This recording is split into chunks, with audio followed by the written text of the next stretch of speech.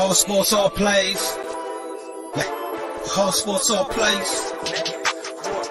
All sports, all plays. 365, we making up plays. You talking the game, get you through the days. We're high in the court, the dime in the lane. Variety topics, living the same. All presentation, sports information. In the airways, taking the nation. All sport, all plays, like working your faces. Grace at the field, so tie the laces.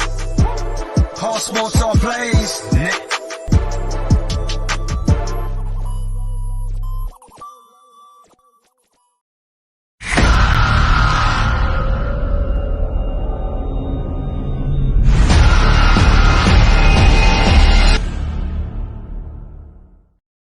Ladies and gentlemen, boys and girls, welcome to another episode of ASAP in the Morning. I'm joined by Jay McLovin, Dustin, Chris, and Greg. Jay, how you feeling today? Man, I'm feeling great, man. I think we're going to have a good show today. And what is today? Friday? It's Friday. It's freaking Friday, man. Who doesn't feel good on a Friday? Yeah, Fridays are the best. You want to know what's better than Friday? Saturday. The only thing better. Yeah. Dustin, how you feeling? Feeling good, Pride. How are you? I'm great. After we do all the introductions, Dustin, I'm going to come back to you. I'm going to get your stat of the day. Before we get into that, Greg, you do know you're going to have to take that stuff off, right? Because the Chiefs are they ain't doing nothing. You know that, right? No. Well, I'll have another week where I can wear my Chiefs gear. 48 hours from the game of the year. Game of the year coming up. And I'm pretty sure we all agree whoever wins that will probably come out of the AFC. But obviously, we'll get to that in a few minutes here. Chris, how you feeling this Friday morning? I'm feeling good. It's Friday.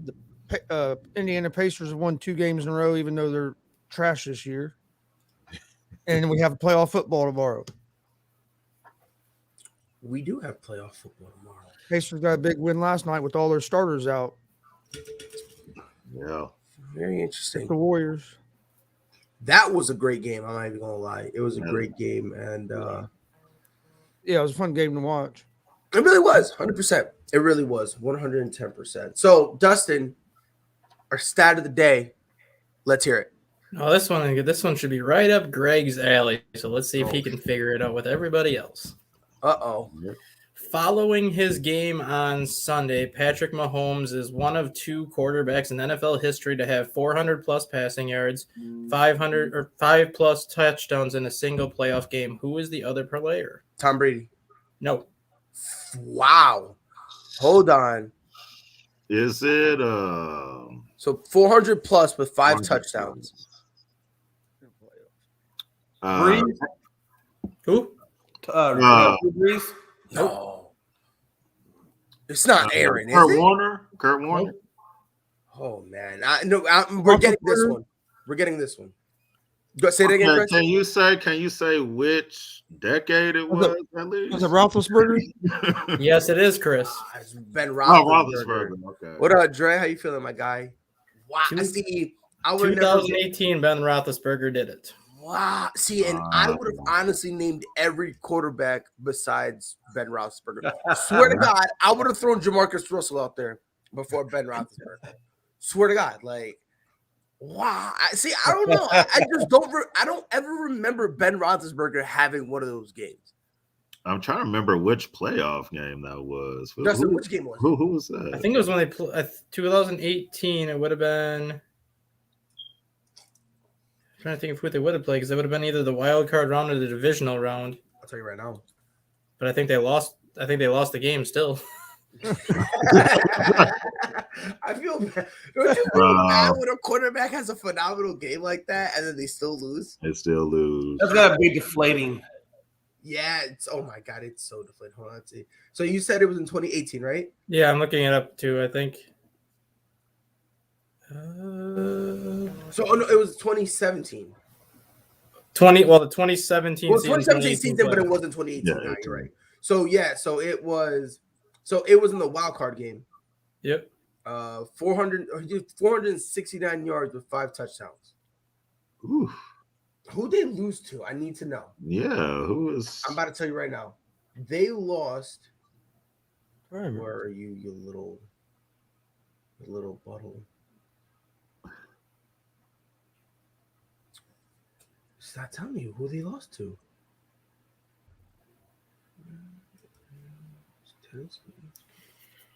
Buffalo.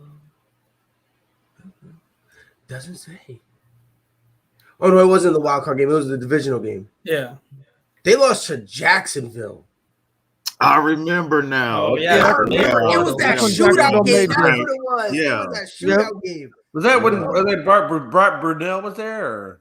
No, Bortles. Blake Bortles. Bortles. That's right. That was the game that got Bortles a big contract. Yes. This is the one that made people think Blake Bortles could have been that dude. I remember it. I remember. And then this was the year that we lost to the Eagles. I'll never understand why we didn't play Malcolm Butler.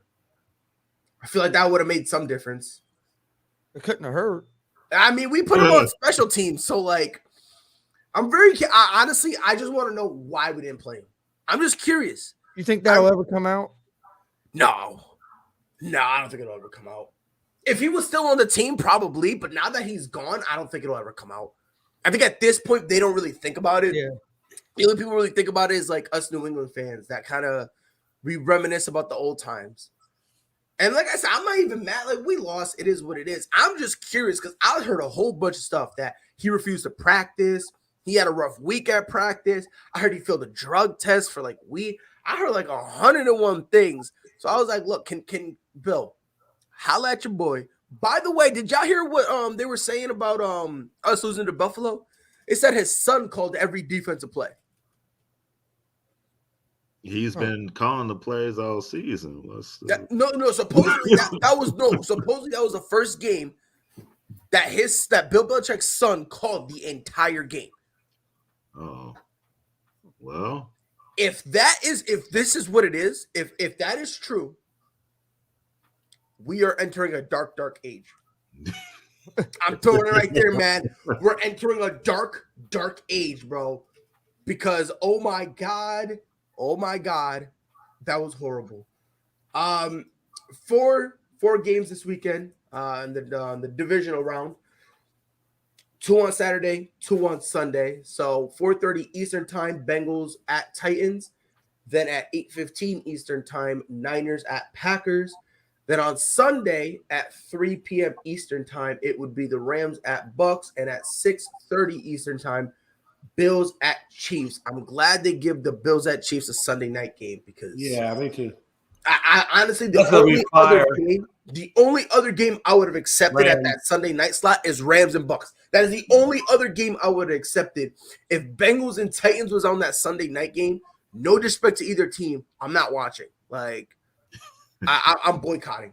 But let's go one at a time. Jay, I'm gonna start with you. Bengals at Titans. Who gets the win? Yeah, I've been advocating for them for a while now. I think Devontae Foreman and Travis Henry. My son would say Travis Henry. My brain. I don't know. I don't know why I'm going back to that point. But no, I think they do it, man. I think they both average about 4.3 yards, and if he comes back, even just a fraction of where he was at, man, this guy's gonna be great, and they have a good defense. I think Titans definitely take the Bengals, man. I think Joe Burrow puts up a good effort, and I think they definitely throw for some yards, but I think Tennessee takes it, man. Dustin, you're the stat guy. Is Derrick Henry coming back? Like, did they officially so he's officially coming back, right? Mm-hmm. Okay. Do you think that will make that much of a difference? And what I'm trying to say is, with Derrick Henry coming back, does that mean it's just going to be Titans by 3,951? I honestly don't trust the Titans in this situation with or without him. I'm very high on Cincinnati right now, especially with how they played against Kansas City towards the end of the year, and then going in and beating the Raiders at that first playoff game. Joe Burrow didn't have any nerves at all. He just kind of went out there and did his thing and won the first playoff game since the early 90s for Cincinnati. So at this point, I think they're playing with house money, where anything right now is just golden for them at this point. I do think Cincinnati beats Tennessee this weekend just because Derrick Henry is going to make a difference because you always have to account for him when he's on the field. Yep. but how successful and how good is he going to be after not playing for 3 months? And if you can contain him, obviously you're not going to stop him, but if you can contain him, I don't think Ryan Tannehill can beat Joe Burrow through the air. Interesting. Okay. Greg, I see you nodding. I'm assuming you're kind of you agree somewhat with Dustin, right? Yeah, I do. Even with Derrick Henry coming back, unless he's like a Superman, like robot, and he don't get rusty or something, then I don't see how he'll just come in and just get 130 yards, rushing. He's gonna have to knock some of that rust off, and not only that, the Titans secondary is suspect. That Titans secondary is suspect.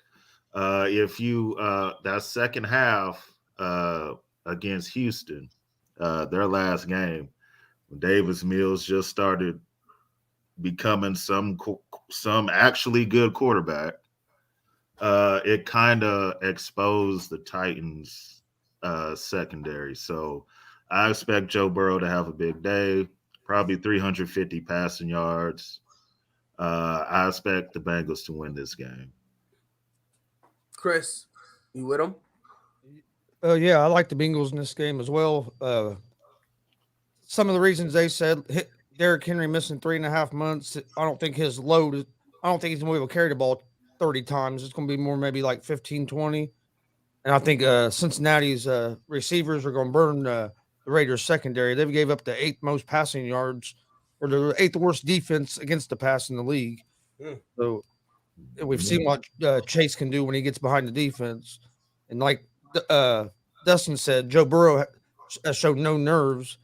I trust Joe Burrow more than I trust Tannehill. You know what's interesting, though, is that Devontae Foreman and Henry both averaged 4.3 yards for the season. So I don't think they have to have Henry, go 30 times. I think that two-headed monster, they can do 15 times a piece. I mean, and then don't forget, man, look, this Raiders team only lost by 1 score. And so I think Tannehill is going to be just fine. And don't forget how hot Tennessee was at the beginning of the season before Henry went down. So, hey, I think, and that's why I think people are overlooking the Titans. And I think they're going to come out and surprise you. I won't agree with you, Jay, but I have no choice but to go with the Bengals. Be your own man. Don't I know. Be your own man. Once in your life, put your underwear on and be your own man. I can't be my own man. I can't. If you go back to what you just said, though, how hot the Titans were before Derrick Henry went down, now you have to take into account how long they've played without him.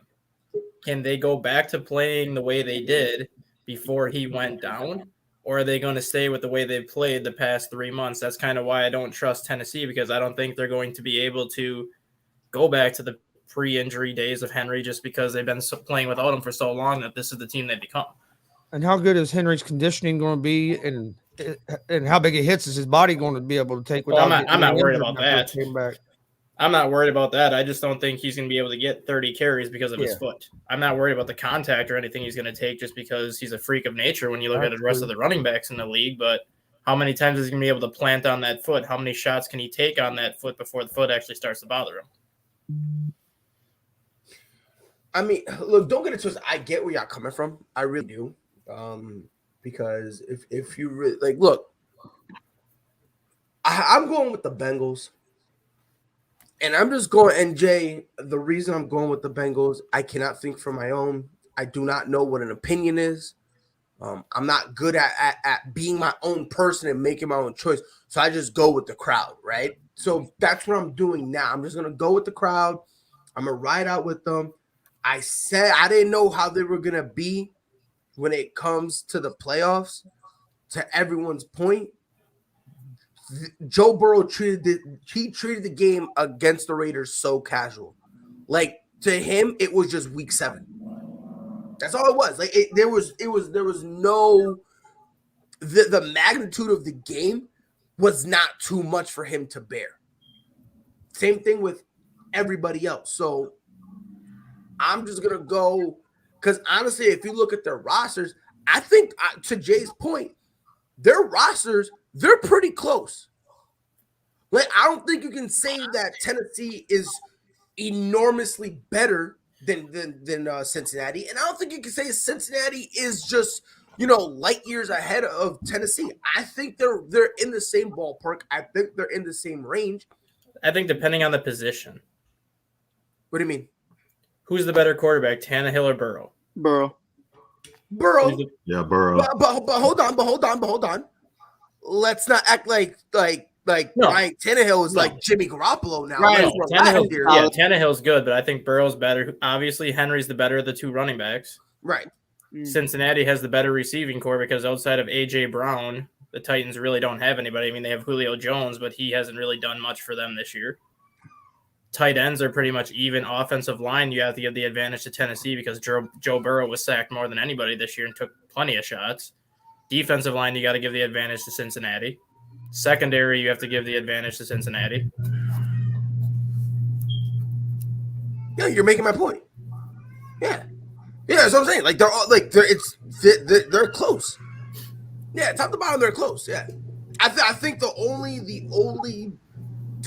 only massive gap that in terms of talent is at running back. I like Joe Mixon, but he can't even tie Derrick Henry's shoes. Let's just be honest here.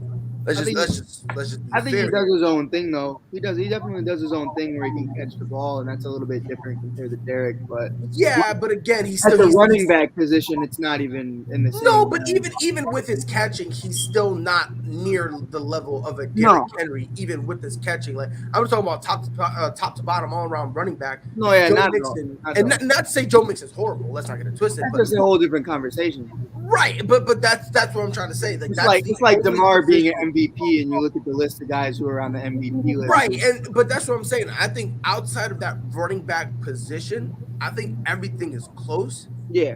However, the fact, like Dustin said, who knows what Tennessee's going to do? Correct. They're not going to want to force feed Derrick Henry. They're not going to want to because this is his first game back.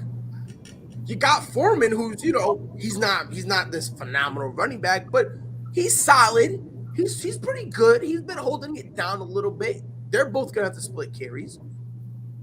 Now this Tennessee team is gonna have to change a lot of things. It's gonna be awkward for them, and I'm just gonna roll with the team who doesn't have to adjust. I'm gonna have to roll with the team who doesn't have to change anything. I'm gonna roll with the team who just showed me that playoffs means absolutely nothing to them. Pressure is non-existent to them. I'm gonna have to roll with that team. And if you look at I also Googled who would win, and ESPN told me Cincinnati.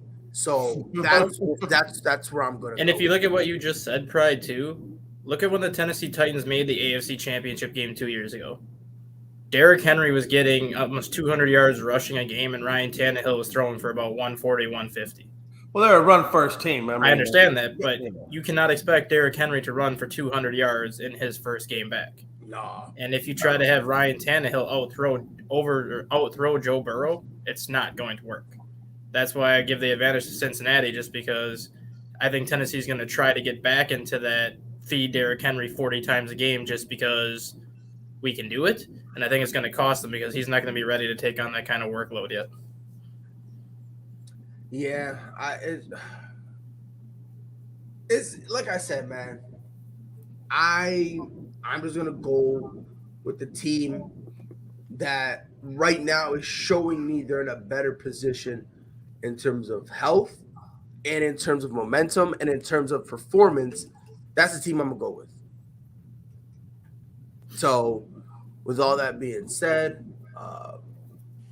before, and by the way, Mike, before we get into what you put in the group chat, Bengals, Tennessee, who do you got? I hate Ryan. Jay McLovin knows. I hate Ryan Tannehill with a passion. Like, I just don't. We talked about it last night, and Pride, I wish you were there. It was the most pressure for every quarterback that's left standing in the playoffs, and I think it's Ryan by a mile. I think you look at it, Jimmy and you got to hear me out. I'm Jimmy, here. I'm here. Out. Jimmy don't give a shit. Jimmy knows no matter what he does, Trey Lance, that's his job. Like at the end of the day, Yep, and there's nothing he can do about it. Correct. Yep.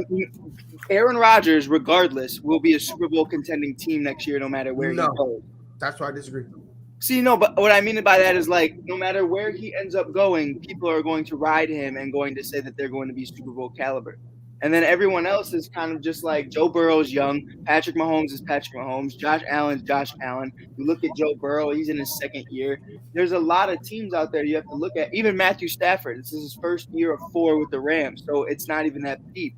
With Ryan Tannehill, he's the question mark. If Patrick Mahomes, Aaron Rodgers, or Tom Brady were on the Tennessee Titans with Derrick Henry, you're talking about them winning the Super Bowl.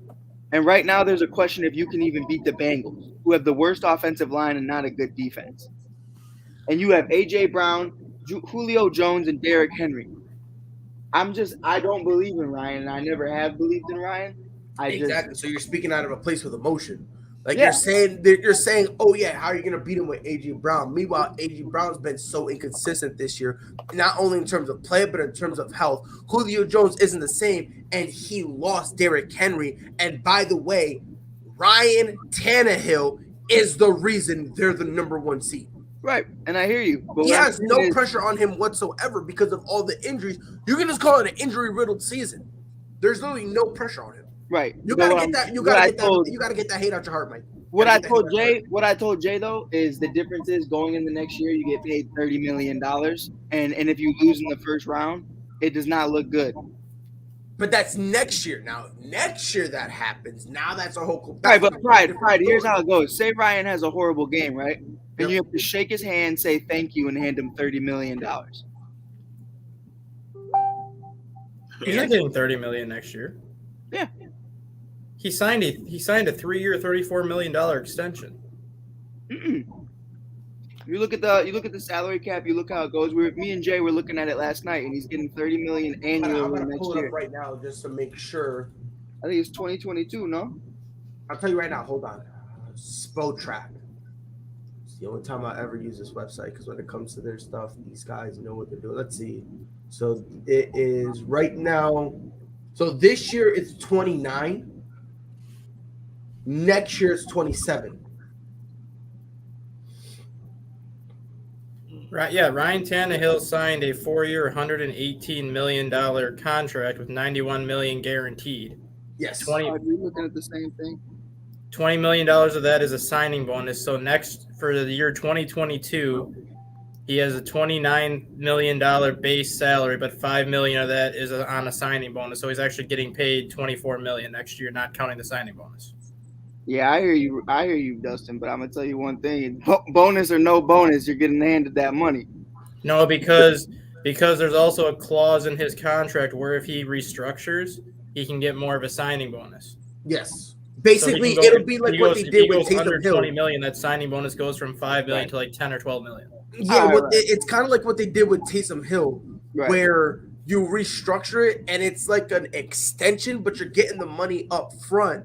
So that way, later down the road, you have voidable years. So if you get into like cap space kind of purgatory or whatever, they still have some type of moves they can do. Yeah, and they can basically kind of just cut. They can like cut Ryan Tannehill and then bring him back on like a cheaper deal or something like that. And Ryan Tannehill he's not basically effed up the A because he already got all his money up front. Right. Yeah, that's definitely valid. But he's got a weird.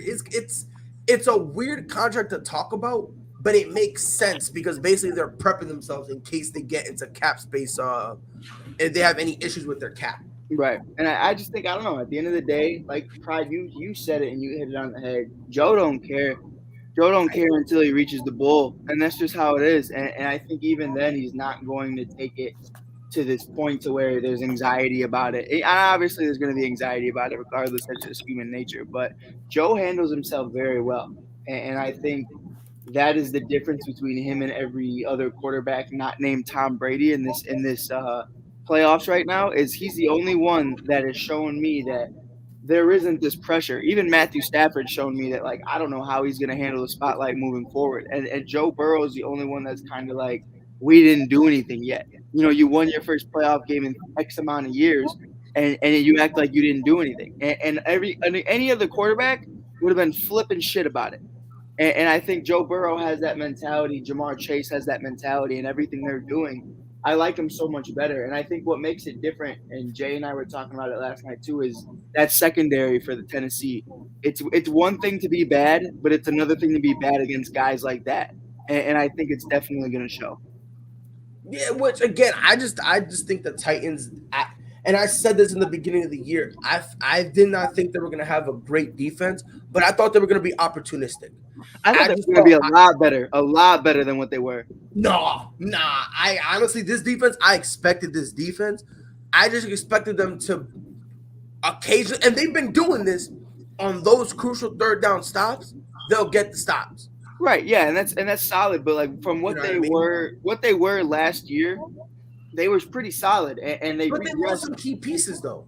Right, they lost a lot of key pieces, but that's what happens when you bring in Julio for whatever reason. But I mean, them bringing in Julio, it was a good idea.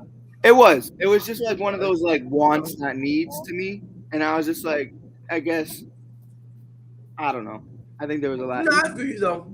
It definitely was just, especially with the wide receiver class that year, like you could have definitely found somebody in the late first, second round that would have been a lot more productive.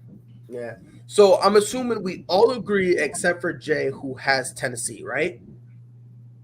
Okay. Yeah. I love Jay, bro. And by the way, Freddie, as the children say, what they do, baby. And again, look, I'm not trying to be rude. I'm not trying to be mean, but we just got to be fair, and again, I like Ryan Tannehill. I think you can win with him. I really do, but Ryan. And that's fine. You can hate him. That's fine. I don't know why, bro. I just do. It's probably because his name is Ryan. I guess to Mike's point too, and I put this in the private chat. Of the 8 quarterbacks left in the postseason, Tannehill's probably ranked 7 out of 8. Yeah, but if we're gonna be honest, though, right? A stacked list though. But not only that, but let's be fair. He's around 7 to 10 if you put all the quarterbacks in there. I think we did. You think Ryan Tannehill a top 10 quarterback? Ryan Tannehill? Yeah. He's around 7 to 10. I put him between like 12 and 13. Yeah, I was going to say. You're out of your mind. You're out of your mind. If you're putting him 12, 14, you're putting a running back. Then you're definitely putting a running back in a quarterback's conversation. Hell yeah. 110%. So I don't know. If Lamar Jackson is in your top 10, football is not in your wheelhouse. No, I didn't put Lamar Jackson. If you think Dak Prescott is that dude, then you know who need to be right there with him? Jimmy Garoppolo. I still put Russell Wilson as a top 10 quarterback, even though his numbers wouldn't show it this year. If Russell Wilson is healthy, he's always going to be a top 10 quarterback. We're going to have this conversation later. I promise you, we're going to have this conversation when everything's all said and done. We're going to have our thing where who we think the top 10 quarterbacks are.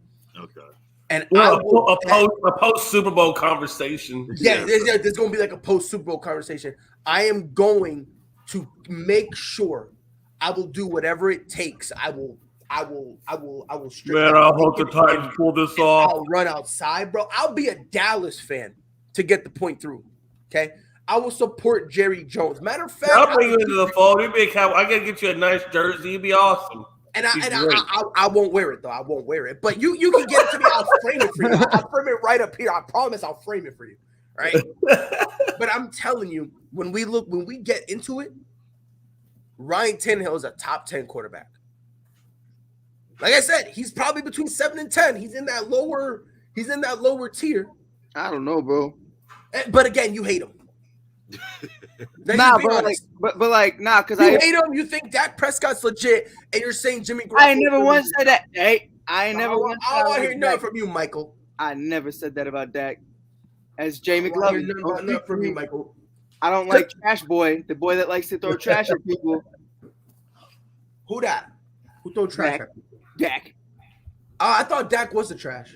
My bad. I don't want to get. I'm my bad, Jay. My bad, Jay. I didn't realize you were here. I didn't know you were here. Spitting. Go power out thing. But not Pride, I got the list though. If you want to do it right now, we can do it right now. No, we're not gonna do it now. We're gonna It's save up to this you, for bro. after the Super Bowl. It's I up to promise you, we're bro. gonna say screenshot that list and save it because we're gonna have this conversation. I promise you. I'm gonna send it to the group chat because this Go ahead, you did. I made this. I don't even know how many weeks ago. Go ahead. But And it's no order. It's no order. Sure. Game number 2, 49ers at Packers. I don't know, man. I feel like this game is closer than a lot of people believe, Jay. Packers and 40. Yeah, you know, I tell you, and I pretty much the stat guy brought this up. So it's been what three times that they played them the last 3 times and they've won. The 49ers. Imagine putting Deshaun Watson when he can't even play. That's a reach. But he's Yeah. there. Let me shut up. My bad. Let me shut up. Go ahead, Jay. No, you're fine, man. Hey, I just think the Packers in that cold weather, man. And I know they played in the cold weather too, but I just think the Packers are gonna pull it out. I think Aaron Jones does a good job running the ball, combined with Dylan. You know, I think it's a good punch. And Devontae Adams, I think, is going to have a great connection. And Randall Cobb is going to be back. They had just announced him back, so I think they're going to have a good accompaniment of weapons. I think Aaron Rodgers does what Aaron Rodgers does because he knows that he has to win this game. I mean, he and there's a lot of pressure on him, but I think he knows he has to win this game. I think this is going to be a difference maker. And I'm with you, Jay. I think Aaron Rodgers will do Aaron Rodgers things. I think, he'll poop the bed in the playoffs, and then the pressure will get too much. Then he'll blame his defense, even though his defense is phenomenal. And then he'll say, "Oh wait, but Devontae Adams is horrible. Oh wait, I like him." So, 100% I'm with you. He's going to do Aaron Rodgers things. Dustin, do the 49ers have a chance? It's going to be an all NFC West NFC championship game. I'm going with the 49ers in this one mainly because Packers do not play well against the 49ers in the playoffs. I don't care how well Aaron Rodgers has played. I don't care how great of a quarterback Aaron Rodgers is. Bottom line is, come the playoffs, he has been a below 500 quarterback for the last 10 years. And he has lost to plenty of teams that he should have beaten, including the 49ers 3 times. One time I will give the 49ers credit, and that was the year they went to the Super Bowl against Kansas City just because the 49ers were the 1 seed for a reason. But the other 2 times, the 49ers came into Lambeau Field against a much better Packer team and basically beat the Packers at their own game where Green Bay should have been focusing on the run, and they didn't. Deebo Samuel is going to be a matchup nightmare for the Packers. He's been a matchup nightmare for everybody he's played against. I was about to say that same thing. And when the 49ers played the Packers the first time this year, Deebo Samuel did not play in that game. And since he's come back from that injury that he had early in the season, he's been a completely different player. So this is not the same 49er team that the Packers played earlier in the year. This is a 49er team that's basically said, Deebo, you are our best player. Kittle, you are our second best player. And now we are going to run everything through Deebo. Mm-hmm. And we've seen it with the Packers numerous times. If they have a matchup problem, and this goes back to when Colin Kaepernick ran for like 300 yards against them in that playoff game. If they have a matchup problem that they cannot contain, that team falls apart, and they fall apart in a hurry. And that's the main reason why I'm going with San Francisco, just because I don't think there's anybody on the Packers that can cover Deebo, whether it's in the pass, whether it's in the run, whether it's whatever. And then you add in Eli Mitchell, a great running back that the 49ers just grabbed in the 6th round out of Louisiana Lafayette. Jimmy Garoppolo has success in the playoffs. This 49ers team is not afraid to go to Green Bay. They're not afraid of Green Bay, and they're a bad matchup for Green Bay altogether. And honestly, and to your point, like you said, the Niners have been dominating the Packers in the playoffs. The entire time they've been dominating, they've had the same quarterback in Aaron Rodgers. The Niners have dominated them with Alex Smith, Colin Kaepernick, and Jimmy Garoppolo. So, and the weather calls for snow during that game. Do you think the snow has any effect on? It's not. It's going to be too cold to snow.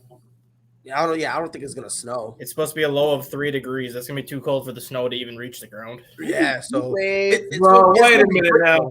I'm pretty sure I've been in Wisconsin. I've seen snow when it was 3 degrees. But that's like when it's warmer out during the day. It's only supposed to be like a high of 12. It's going to be like too cold for the snow to actually stick. If it snows, it's going to fall, but it's going to disintegrate before it gets to the ground. I'm going to tell you this. I'm going to tell you this right now.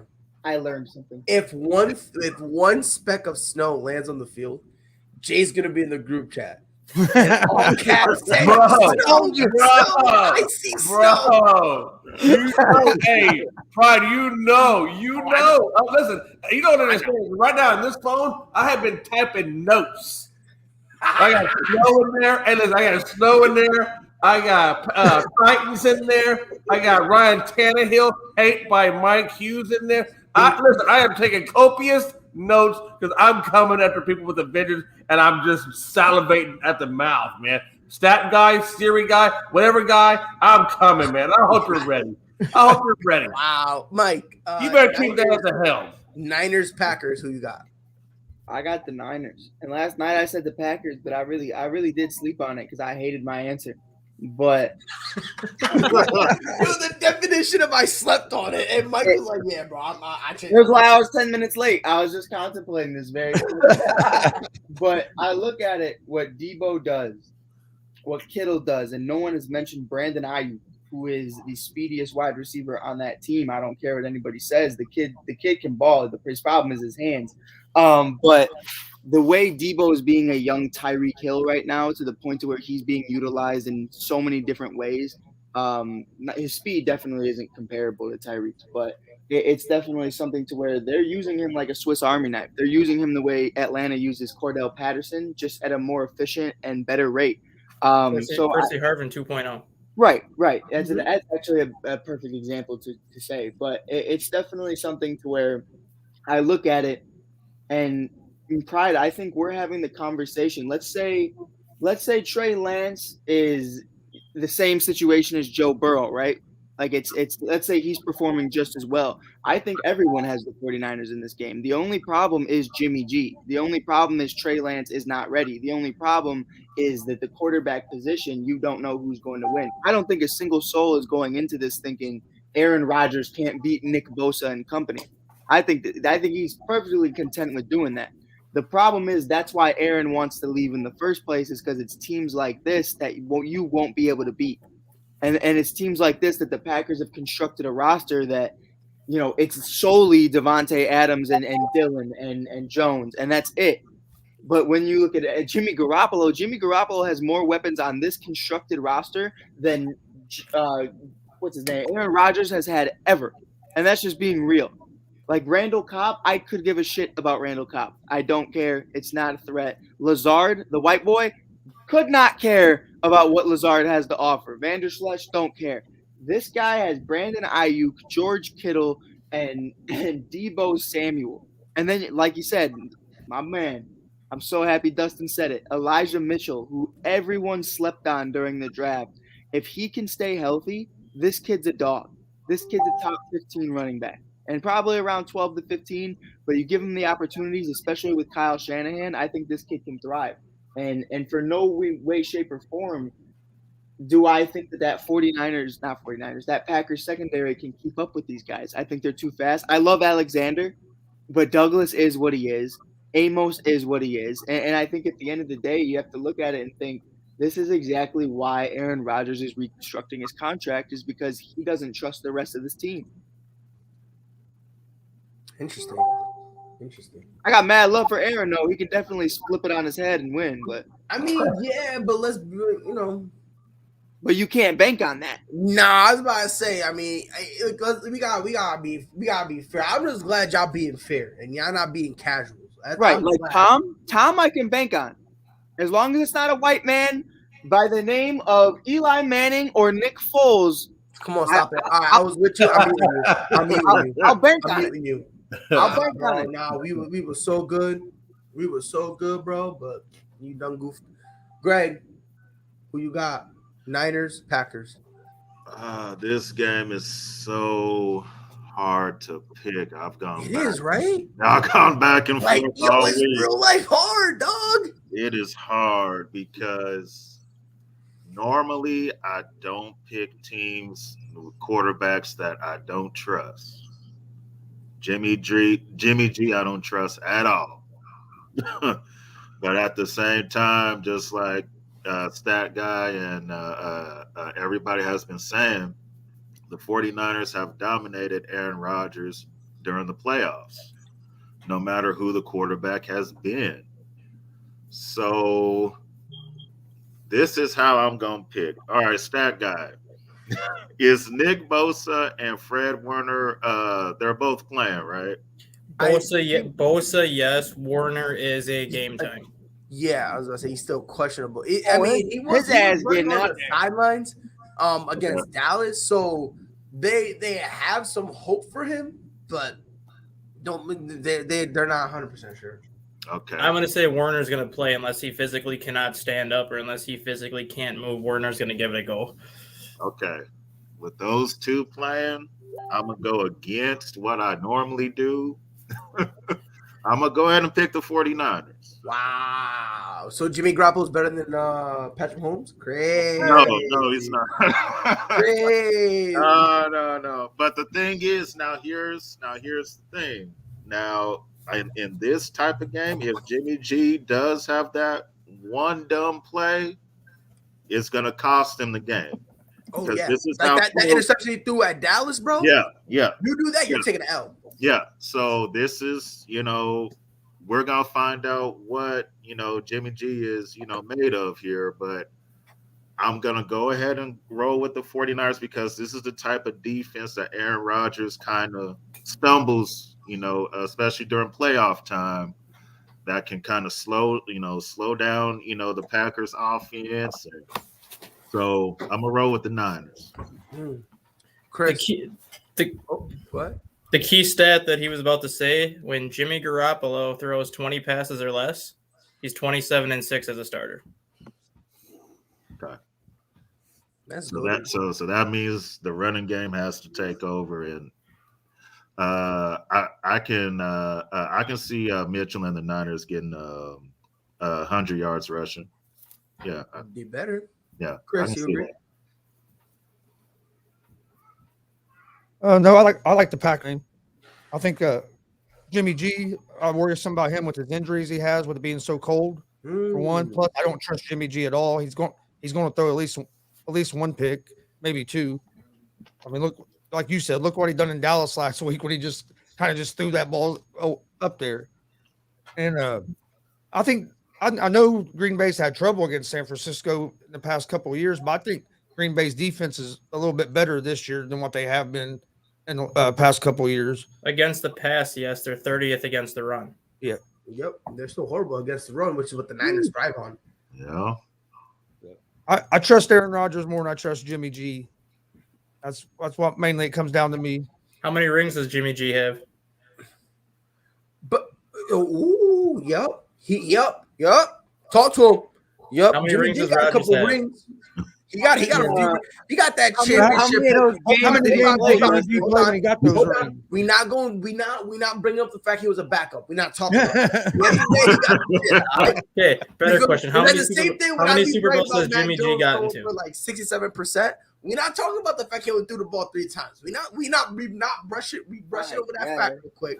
Jimmy G got championship pedigree. How many Super Bowls has he been to? He's been to 1 Super Bowl as a starter. How many Super Bowls has Rodgers been to? 1. So, Dustin, can I ask you a question, though? Yeah. So, when you look at it, from what he learned in the Super Bowl in New England, how is holding the clipboard going to help him beat Aaron Rodgers this time? Because exactly that. You want to know why? They're going to stick with the same game plan they did 2 years ago. I don't know. I wouldn't use those Super Bowls ever. Like for that. I mean, it's cool. But Mike, to answer your question, they're going to stick with the same game plan they used 2 years ago. Oh, the no. year that the 49ers beat the Packers in the NFC title game, Jimmy Garoppolo was 9 of 12 passing for 141 yards, 2 touchdowns, and 0 interceptions. And the Niners ran for 238 yards on the ground. And that's what speaks volumes to it, though, is that you don't trust Jimmy at the end of the day. And I think the only time Jimmy can ever flex those Super Bowl rings is when he brings his little porn star girlfriends into his house. That's the only time. Because you're so mad at Jimmy Garoppolo, it's adorable. I got mad love for Jimmy. I'm just saying. Triggered. You're so triggered. I wouldn't say that I don't trust Jimmy Garoppolo. I just trust Jimmy Garoppolo in the game plan that San Francisco uses, which is to not use Jimmy Garoppolo. No, it's because the running game works. If something is working, they're not going to fix what's not broken. I don't know, bro.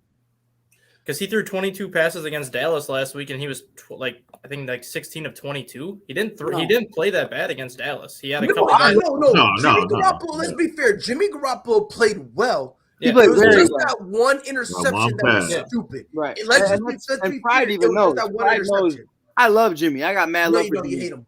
What are you talking about, bro? He comes out of Illinois. He goes to Chicago. He does all I those don't. great things. It I love don't him. matter. See, this is what Mike do, right? He goes because someone's from Illinois, from Chicago. I'll I always love have mad love for him. No, that's a lie.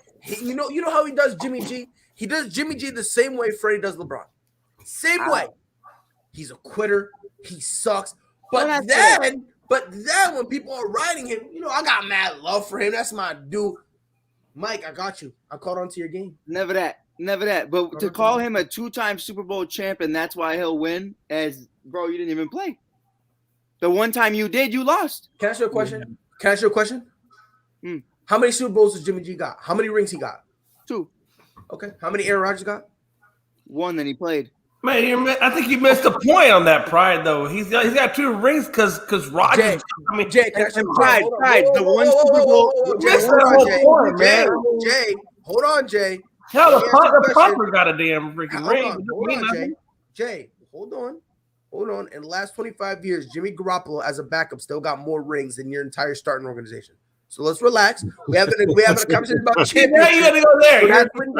That's okay. Hey, listen, you're deflecting. I get that. You're feeling insecure, so you attack the Cowboys. I get it, man. I'm with you. I'm on board with that. But at the same time, he got it as a backup, so you can't really count those rings. It's ridiculous. Right. I just Pride. My regardless main if you trust him or not, though, he's still 4-1 in the playoffs as a starter. Right, and that's fine. But here's what I'm trying to say, Dustin, is here's what I'm looking at from this perspective. One, you can only play where you play. and being in a great position, it definitely does help with your playoff record because we've seen plenty of guys who are on shitty teams, and I'm talking about horrible teams, but they're great quarterbacks. Even in the playoffs, they perform well. Horrible teams that hold the bag for them. Now, you look at it from that perspective, I look at Jimmy G, and I got love for Jimmy. I didn't like when they got Trey Lance because I love Jimmy. I feel like you can go to a Super Bowl with Jimmy Garoppolo. Like you said, you can game plan for it, and you can have that conversation. But to say, he has 2 Super Bowl rings, but the only time he ever started in the Super Bowl. Why are you so hung on that? It's a joke.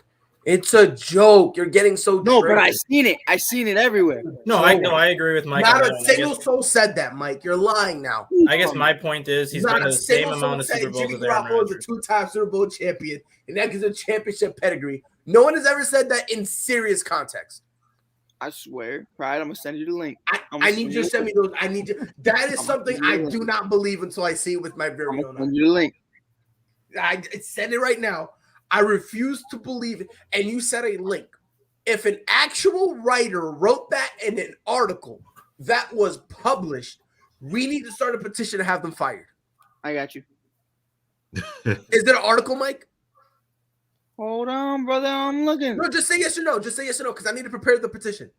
It's on Facebook, so I think so. I assume if you can click it, it's an article, right? Yeah. Yeah. Well, yeah. Oh my God. All right, we're firing them. All right, cancel culture. That's what I mean. And it was like, Jimmy Garoppolo, and the essence of the whole article was he's been in the Super Bowl more recent, so he has more experience in that regard.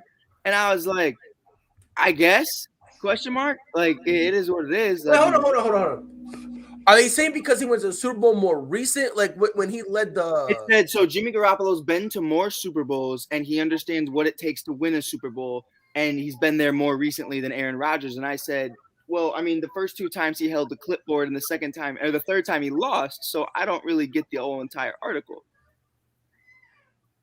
You know what I mean? You know where I'm coming from, Pride? No, yeah, I know where you're coming from, but Yeah, we can kind of hang that loss on Kyle Shanahan in the Super Bowl. I'm definitely hanging on Kyle. No, I hang it on Jimmy G. And who was it that he missed wide open? Who did he miss wide open? Someone. Well, he missed. Oh my God! Was it Emmanuel Sanders? It was Sanders because I was thinking the same thing, but I couldn't remember. Emmanuel Sanders, that's a touchdown. Yeah, that's a touchdown. We're having a completely different conversation. Thank God he missed that throw. Thank you, Jimmy G, for missing that throw. Thank God. It's not even that though. It's like if Kyle tells you to throw the ball and you're supposed to be running it down. If Jimmy Garoppolo was the quarterback you think he is, nope, we're audibling and we're running out the clock. Like that's not what we're doing right now. Like this is Patrick Mahomes on the other side of things. So I hang it on Kyle, but I mean that's on Jimmy at the same time too. I hang it on Kyle for not putting someone on Damian Williams. I mean, hey, I ain't gonna hold you though. I wouldn't have game planned for Damian Williams. Hey, Well, I wouldn't have either, but when you Damian see him Williams carving showed you up in out. the second Nah, half, would have got my ass too. something. Definitely would have got my ass. I ain't even gonna lie to you. That's crazy. So hold on, Greg. Did you pick between the Niners and Packers? Did Yes, everyone I pick? did. Okay. Yeah. So I'm gonna go Niners. Yeah. And the only reason I'm gonna go Niners is, by the way, Mike, the thing I put in the group chat about the Washington football team, we are gonna talk about it.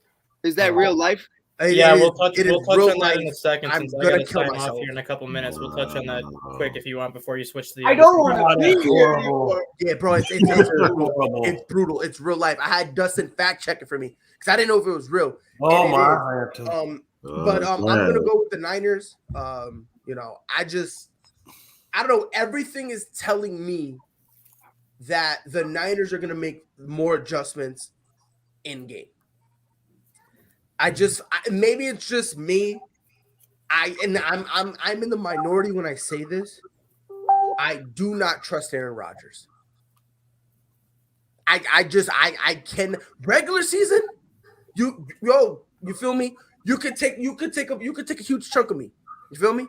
Regular season, you know, I got some faith in you. You feel me? There's only one guy I trust more. That's Tom Brady in the regular season. Okay. However, let's be fair here. There's been times when Aaron Rodgers, the team has been down, and he's not really trying to win. He's just trying to pad his stats so that way it looks like, see, it's not me, it's everybody else. How many times have we seen Aaron Rodgers literally give up at halftime? At halftime. And then just starts throwing short little passes here and there. So that way he gets his completion percentage up. So that way he can look into everyone and say, see, it wasn't my fault. Yep. Combine that with everything, like, I think right now Aaron Rodgers, I'm not like, let this sink in. Do you think he really cares? Do you really think he really cares at this point? Like, if this was 3 years ago, yeah, he would have cared. Homeboy threatened to retire, man. Imagine threatening to retire, then look at me in my eye talking about, I love this sport. There's nothing I care more about it besides Jeopardy, being home, ignoring my family, smoking, looking like John Wick, breaking the rules, doing all that. Like let that sink in. And I'm supposed to trust you. And look, I don't trust Jimmy G that much. I don't. But you know who I do trust? And this is where people are making the massive mistake. It's not who do you trust more, Jimmy G or Aaron Rodgers. Do you know what the real conversation is? Who do you trust more, Aaron Rodgers or Debo Samuels? That's the conversation. Yeah, that is really the conversation we need to be having. It's not whether or not you trust Jimmy G over Aaron Rodgers. Do you trust Elijah Mitchell over Aaron Rodgers? It's do you trust that run game over Aaron Rodgers? I trust. And not only do I trust that run game, I trust that run game even more against the Packers because the Packers can't stop the run. Look, fam, I am the most out of shape I've ever been in my life. Just getting up and walking to my door, I'm already heavy breathing. I open the door and get to the kitchen, I'm sweating. Okay, I am as out of shape as possible. You put me in this game on the Niners, I'm giving you at minimum $130. I'm giving you $130 rushing. This team won't be able to stop a single thing. The Niners are gonna capitalize on it, and then when Aaron Rodgers loses, it's gonna be the same thing it is every single year when he doesn't win. Excuse me. When he doesn't make it to the Super Bowl, it's everyone else's fault but his. And it's just a vicious cycle. It's the vicious cycle. It's everyone's fault but his, when in all actuality, if you actually watch the game, they're in those positions. Like, people don't really want to talk about it. When this quote unquote defense is letting up these points, why are they letting it up? Why? Because your boy is going 3 and out every time he touches the ball. People want to say, oh my God, on third down, they always want to say, oh, his interception rate is so phenomenal. Do you want to know why? Because on 3rd and 10, instead of going and doing what other quarterbacks do and trying to get the first down, he throws it out of bounds. There's no pressure. No one's in his face. He'll have somebody wide open, and guess what he'll do? Whoop, out of bounds. But again, nobody wants to talk about that because if you say anything about Aaron Rodgers, you're mean, you're rude, you're not a nice guy, Pride. Justin Fields would never. He'll throw the pick. Yeah, Justin Fields throw the pick and get injured. Yes, sir. He'll throw the pick and get injured. And honestly, I'm glad we didn't get Justin Fields. I'm so glad. Stay mad. I'm so glad. I was mad at first, but seeing Mac Jones in our system, I'm glad we didn't get Justin Fields. I'm glad. All right, are you ready to touch on the Virginia thing before I have to sign off here? Yeah, we're gonna touch on that. Then after that, we'll talk about the Rams, Bucks, Bills, Chiefs. But this is real life, by the way. This is the Washington football team is going to relocate to Virginia and will call themselves the Virginia Commonwealth. I said this in the group chat. Them dudes is so shook about exposing their own emails that they are willing to relocate. So let me ask you this. Dustin, no. When you do this, you're looking. I know it's a smart ass question. I know So, it. Redskins was offensive. How is Commonwealth not offensive? You want to know why? Do you want to know why Commonwealth isn't offensive? Let's be fair here. No one really knows the origin of Commonwealths. They will when they get to Virginia, and then I got 2 years no later idea they're what like, that that's means. offensive. We can't be called the Commonwealths anymore. Speaking for everyone in Chicago, I have no idea what that means.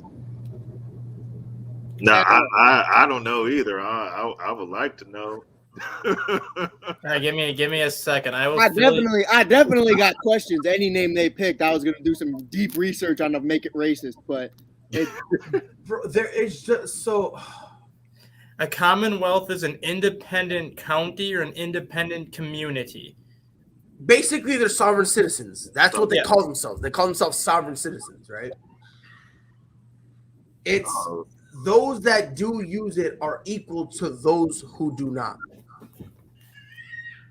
So they could not come to an agreement on what name they wanted to use in Washington, basically. So instead of sticking with the Washington football team, which is what they've used the last 2 years, they couldn't honestly, come it's to an not agreement. They couldn't come to an agreement with the 5 selections they've had to change their name. So their solution was, let's spend $2 billion, move our team 40 miles south to Virginia, and build a retractable dome stadium and call ourselves the Commonwealth. You know what? Problem freaking solved. And that definition, it sounds like a far right, like private chat group or something. No, it's what Pride said. That owner is so shook up about having his emails exposed that he is going to do whatever he needs to do to get the hell out of Dodge and start anew. Yeah. But I just don't understand. And I understand, you don't want to bring up the emails because you're gonna expose yourself. Fine, I get that, but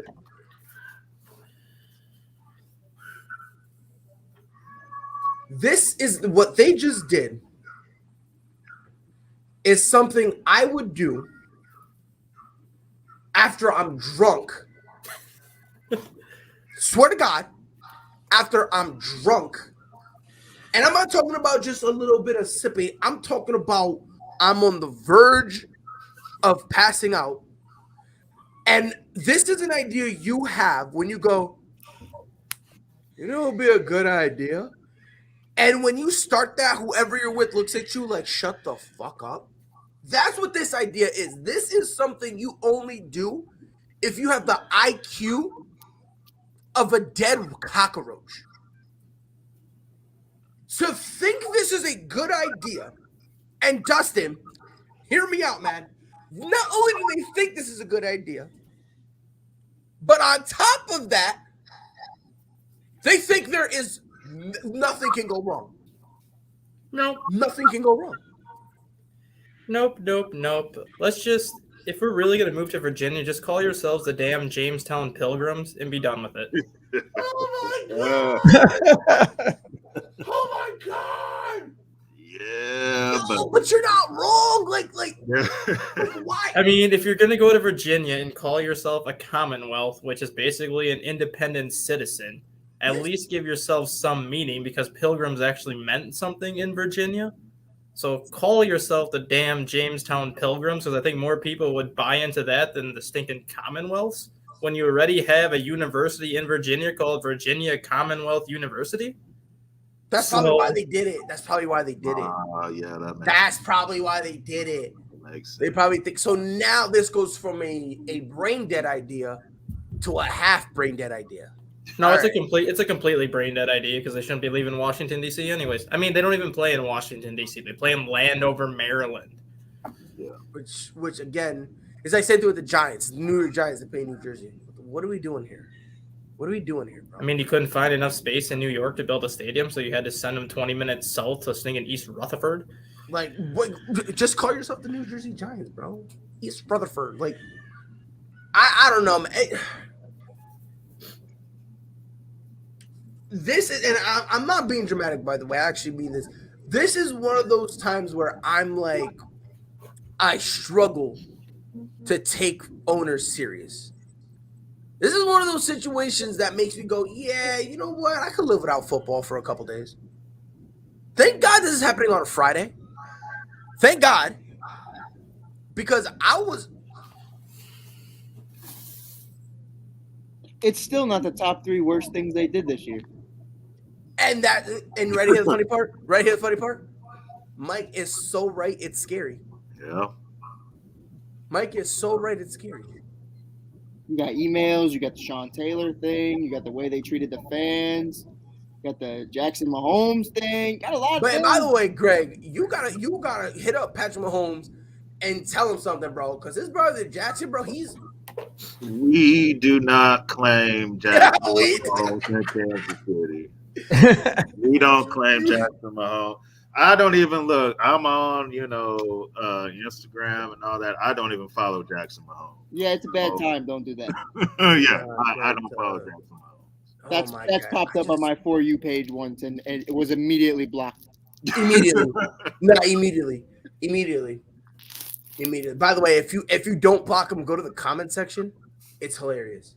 It's a bad time. It's a bad time.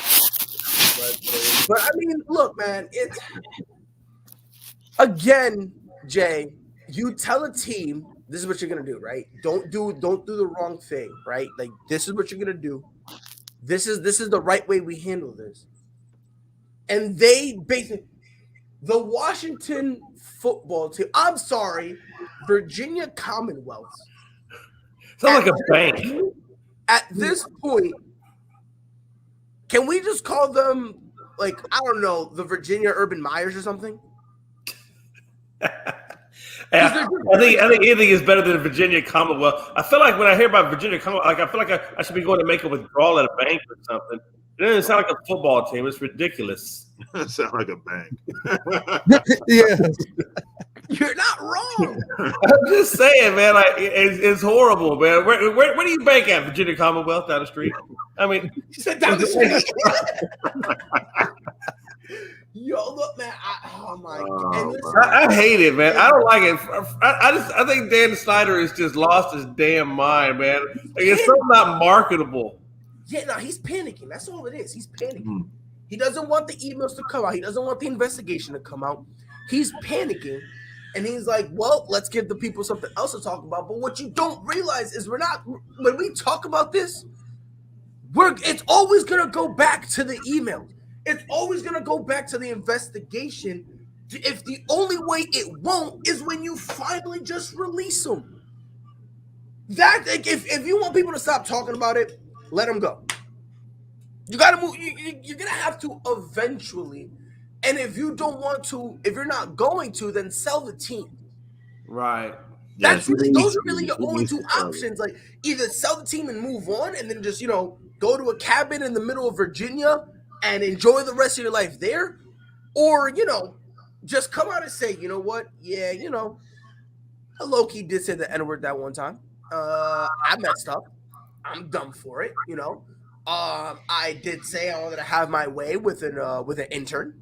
That's on me. I apologize. Like, just come out and own it. Are we gonna hate you? Yeah, but the hate's not gonna grow because we hate you already. We already hate you. It's just a different reason.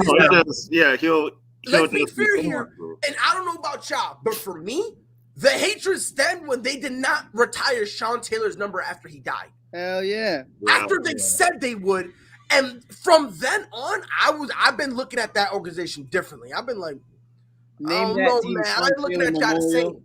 Or don't name it at all. Yeah. And then when John Gruden got fired, then they were, and mind you, there have been reports of them being like saying wild stuff for a while now. For a while, then John Gruden gets fired. And obviously, why did they look into John Gruden? Because of them looking into Washington. So John Gruden gets fired. So there's a lot Then more. they decided to retire Sean Taylor's number. Then you let Jackson Mahomes, a kid who doesn't even look like he can even throw a football, okay? You let him dance on his number. And then on top of that, after all that stuff, yes, I just don't get it. Whoever your PR guy is, fire him. Then fire yourself, because this is ridiculous, bro. Like you said, they're afraid them emails are going to come out, and they know a lot more people are going to get fired. Exactly, but Than that's just John Gruden. Exactly, but that's the thing. And let's be honest here. No one's going to call for anyone else to be fired. Let's be honest. They're only going to call for Dan Snyder to just sell the team. Yep. He sells the team, they're going to move on. The only way they fire anybody is if Snyder goes, you know what? Yeah, I'm going to stay. And then to save face, to make it look like he's a good guy, he'll fire the people who did the evils and whatnot. The problem, homie, you went out to the people who were trying to say this is what they were doing, and you're trying to threaten them to shut up. Now, Jay, I have done a lot of things in my life. I am not a good person. I'm going to be honest. But that's as far as the honesty will go. There have been times I've done stuff and times I haven't done stuff, right? By the way, when I'm innocent, I don't know how to act. Swear to God, I don't know how to act when I'm innocent because I just never am. So it's just so weird. Like, have you ever seen Bob's Burgers? Yeah. Okay, do you remember the episode when Mickey, the criminal, they were doing a stick up and he goes, oh God, what do I do? No, it was when they were at the pot farm. And the police was raiding them. And Mickey was like, oh, my God, I'm innocent. I've never been innocent. What do I do? And then Bob was like, just put your hands up. Like this? No, like this? Wait, what do I do? Like, that's me. Like, when I'm innocent, I don't know what to do, right? But I know one thing I do if I'm innocent. If somebody said I did something, I'm not going to that person. That's one thing I know for a fact I won't do. I'm not going to go to that person. I'm not going to say nothing. I'm not going to engage nothing. Because I know how that's going to look. Him and his wife talking about, yeah, well, we had a conversation. Huh? Oh, by the way, yeah, bro. By the way, it's not your Washington no more, homie. It ain't Washington no more, big dog. Yo, you migrating with them, homie. They're moving over. And this is real life, Anthony. I'm not trolling. They are moving to Virginia, and they're calling themselves the Virginia Commonwealth. Is this a big VC on their helmet? I've looked it up. I haven't found anything official about it, but Dustin, I'll trust Dustin. Not 100%. No, I trust Dustin. Because the thing is, in the group chat, L. Deezy said it. And when I saw it, I was like, there's no way that's true. So before I said anything, I was like, Dustin, double check. And he said it's true. So I now have two sources telling me it's true. I'm a rock with it. And again, this doesn't surprise me because, again, Washington has done literally when you tell them, hey, bro, do the right thing, they've done left. Free Sean Taylor.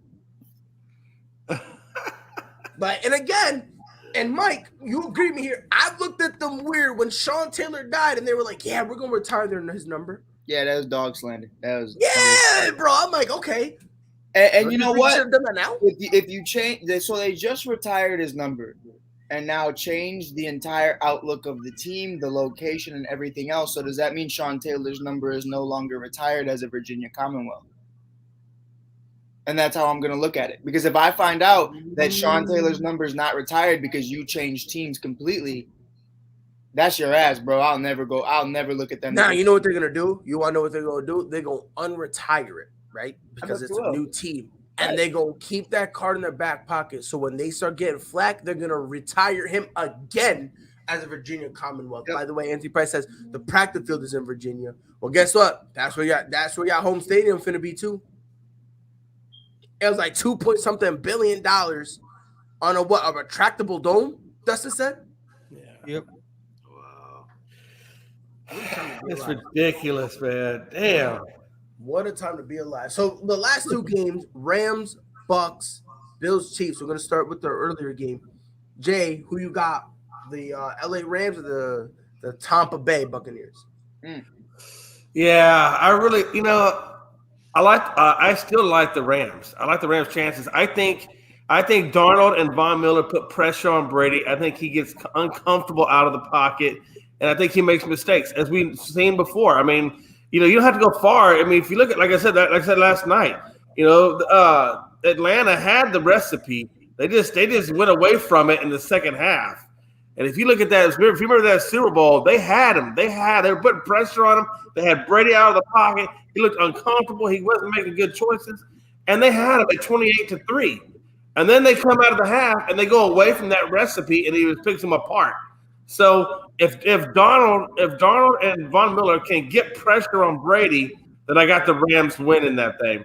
If they don't get pressure on Brady, then I think the Buccaneers take it. So it really comes down to, the Rams defense, and if they can get the job done on Brady, honestly. But I think if they do get it, I'm going to rock with the Rams. All right, so but you're gonna have to pick one. Rams. Yeah, I'm gonna go with the Rams. You going with the Rams? Okay, Chris, who you got? I have the Rams. I think same thing that Jay said. The Rams defense. I think Donald up in the middle is going to be able to get pressure on Brady, and that's when Brady has the most trouble, is when you get pressure up the middle. And in the first game, Brady threw for 432 yards, and they still lost by 10 points. I just think the Rams defense, but Stafford was playing a lot better back then too. In week 3, Stafford threw 4 touchdowns.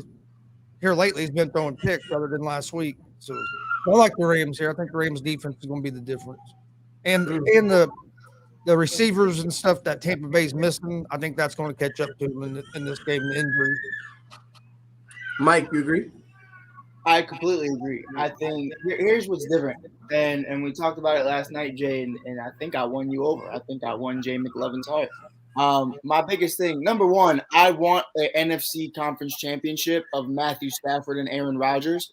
I feel like Aaron Rodgers was the bully for the last damn near 2 decades of Matthew Stafford, and has beaten the dog crap out of him every single year in the NFC North. So to have those two going head to head, tick for tack, I think would be awesome. But what I think really does beat Tom Brady in this position is it's so much more similar to the Rams and the Patriots Super Bowl than it is compared to Atlanta Falcons, because the Atlanta Falcons just got completely dismantled. And like Jay said, they went away from what they were doing well. Here, I think the difference is there's 3 things that Sean McVay can game plan for that's different than against New England the first time. Number one, he actually has a run game. Todd Gurley went down with tendonitis or whatever he had. And now he has Cam Akers, Michelle, and Henderson, and all these other guys. He has no excuse not to run the football. 2 is Jalen Ramsey. Now you finally have that lockdown island corner that you were so desperately needing. He's just an island boy. Exactly. Oh, dude, did you see them get their ass beat the other? That's conversation. Oh, it was hilarious. Dude, it was crazy. It was crazy. But it's definitely something to where with Jalen Ramsey being on an island with solely Mike Evans, and Mike Evans, not that he's not a vertical threat, but from running a 4 flat, he is not a threat. So I feel like Jalen can really be that body-to-body physicality, and I'm fine with that. Von Miller, Floyd, all the other guys, I feel like bring a lot of pressure to Tom. And with Leonard Fournette being game time decision, I think it's definitely going to be an issue if Leonard doesn't play. So I think at the end of the day, I'm going to give it to the Rams. I think McVay isn't going to get fooled twice. But again, it's Tom Brady, so I'm not going to sit here and act like it's impossible. Greg. Man, this is another tough one. I went back and forth on this one too. This game reminds me, because I'm so old, when Brady played the Chargers in 06. That Chargers team was the more talented defense. And he still found a way to pull it out. I'm going to go with Brady, only for my own selfish reasons, because I want to beat the heck out of him in the Super Bowl. But I have I just think Brady's going to just find a way with what he has to be able to pull this thing out. And I know Stafford had a good game last week, and the Rams looked really good last week. But that's only one time.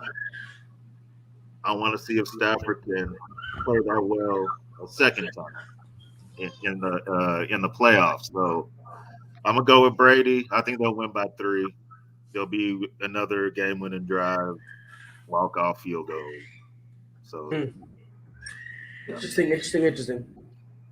So I'm going with obviously Thomas Edward Patrick Brady Jr. And I'm gonna tell you why. For as much, listen, we need to understand, right? When the Rams beat the Cardinals, they basically beat a beat down team, overwhelmed, shell-shocked Kyler Murray and a Cliff Kingsbury who played like he wasn't ready for that moment. Right. You're not going to see that with Tom Brady and Bruce Arians. You're not. You're not going to be able to. You're not going to see that. Now, Pride, though, before you keep going, can you say the same thing with Tom beating the same exact version of Jalen Hurts? Who's that? What? I mean, Tom and Tampa basically did the same thing. They beat a depleted, they beat a beaten, and a non-ready version of the Philadelphia Eagles. Right? No, correct. Of course, don't. Well, I don't think you're going to see the same thing with McVay. But again, you're not. You didn't let me finish what I was going to say. No, I was just saying, like, I think they both play teams that aren't well. But that's not the point I'm trying to make. That's not the point I'm trying to make. Right. Because we got to understand this defense has been struggling, and I'm talking about the Rams. They've underachieved all year. You're now going to travel to Tampa Bay, where Tom Brady is like 24-6 at home in playoff games. Yeah. Like, does that not matter? When he's at home, Tom Brady. Well, let's be fair. Anytime he's on the football field, Tom Brady, for the most part, is comfortable for the most part. Right. But at home. Let's be fair here. And again, I understand, but the thing we need to understand, we need to take into consideration, the Rams needs a lot to fall in place for them to win. The Buccaneers really don't. I don't know. Let's be fair here. The Rams have to play a near perfect game. Let's be honest. They need to play a near perfect game. I think they have. Tampa Bay can survive some mistakes. I don't think they Tampa Bay could survive some turnovers, some interceptions, some fumbles. They can survive that. The Rams cannot afford it. In what way, though? Like, in what way? Every way possible. In every single way possible. Sure. Because I've seen Sony Michel, every time he fumbles, the next couple touches he gets, he plays defeated. Yeah, no doubt. I've seen it as a New England Patriots fan. That is why Bill Belichick traded him. Right. That's why he traded him. Matthew Stafford, every time he threw an interception, how would he come out immediately? Scared, tentative. He looked like a rookie. Every single time he throws an interception, he doesn't know how to bounce back. Right. Jalen Ramsey this year, when it's been rare, but when he gets beat on a route, guess what? He starts running his mouth to the point where officials have to say something to him. Aaron Donald's been losing his composure. Like, let's be fair here. A lot of the Rams players, they're starting to unwind. And they're starting to kind of feel that pressure. In terms with Tampa Bay, they're chilling. Right. That's why I'm saying if the Rams make one mistake, if it's an interception, Matthew Stafford's gonna be like, "Oh man, I don't feel good. Oh man." If it's a fumble, Sony Michel, I don't know, man. Even Cam Akers, he's been coming back. He's been playing well. But let's be honest, when he fumbles, how does he look like when he comes back? I know it's been a while, so it's hard to remember it because with the sort of Achilles. But let's be fair, he does the same thing Sony Michel does. When they fumble, and guess what? Oh, man. Oh, geez, man. Oh, I don't know, Rick. I don't know what to do. They start acting like they're a Morty. Let's be honest here. I don't see a lot of that from the Bucs. Let's be honest here. Yeah. So that's why I'm saying if the Bucs can survive a couple mistakes here and there. Now, I'm not saying they can survive 4 interceptions and 3 fumbles. Right. But if they have 3 total turnovers, they can survive that. Right. They can survive that. The Rams can't. The Rams will barely survive 1 turnover. Pride, what do you think about like with Godwin and them? Like we've seen it last year in the playoffs, especially, and I guess this is the. So Mike Evans is trash? No, we gotta I'll tell you, but like we saw last year, Tom Brady go into the playoffs and throw multiple interceptions. But what saved it and what it is at the end of the day, and he can rely on is AB, Evans, Godwin, and Gronk, and now it's really just Evans. And Gronk is still there. Gronk is there with 3 fractured ribs and a messed up back right now. And then and again, and you say that like you made a point, but again, that just shows you don't know what you're talking about because that's Rob Gronkowski, half of his career with New England. No, and I love Rob, and that's definitely. But for Rob to have this load on his back right now against a defense this deep, I don't know.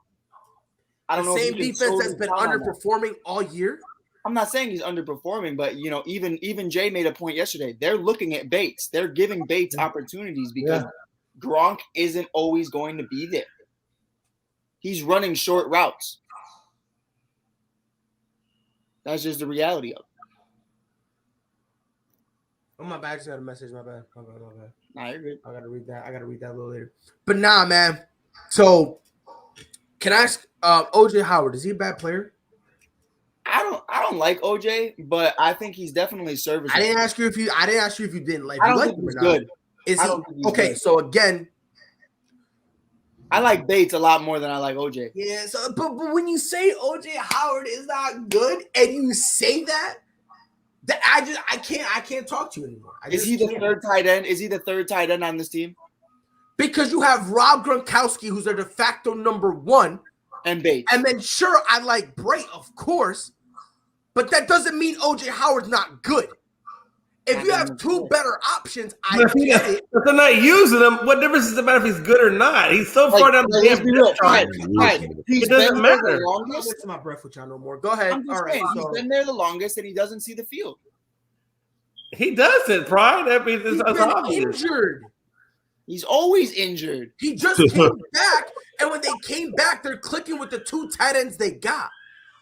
But now that Rob is injured, don't you think that would open the field to give him a couple plays? Oh, no, wait, OJ Howard is horrible. Like, come on, bro. Mike, you know better. Come on. You know better. Come on, Mike. It's like OJ Howard's not horrible. OJ Howard had 1 good season in 2018, and that was it. And he only had, 500 yards? Like, it wasn't even that great. Kyle Pitts in 1 season has doubled everything he's done. Because Kyle Pitts is the number 1, 2, and 3 receiver. Are you kidding me? Yeah, Calvin Ridley's not a thing, but yeah. Oh, but Calvin Ridley had to take some time off for his mental health. 15 weeks into the season. He had to take, regardless. And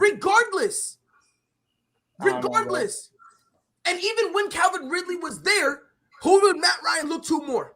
But that's what I'm saying, though, Pride, is like this kid's a rookie and he's on, already better. I don't know why we're hyping up OJ Howard.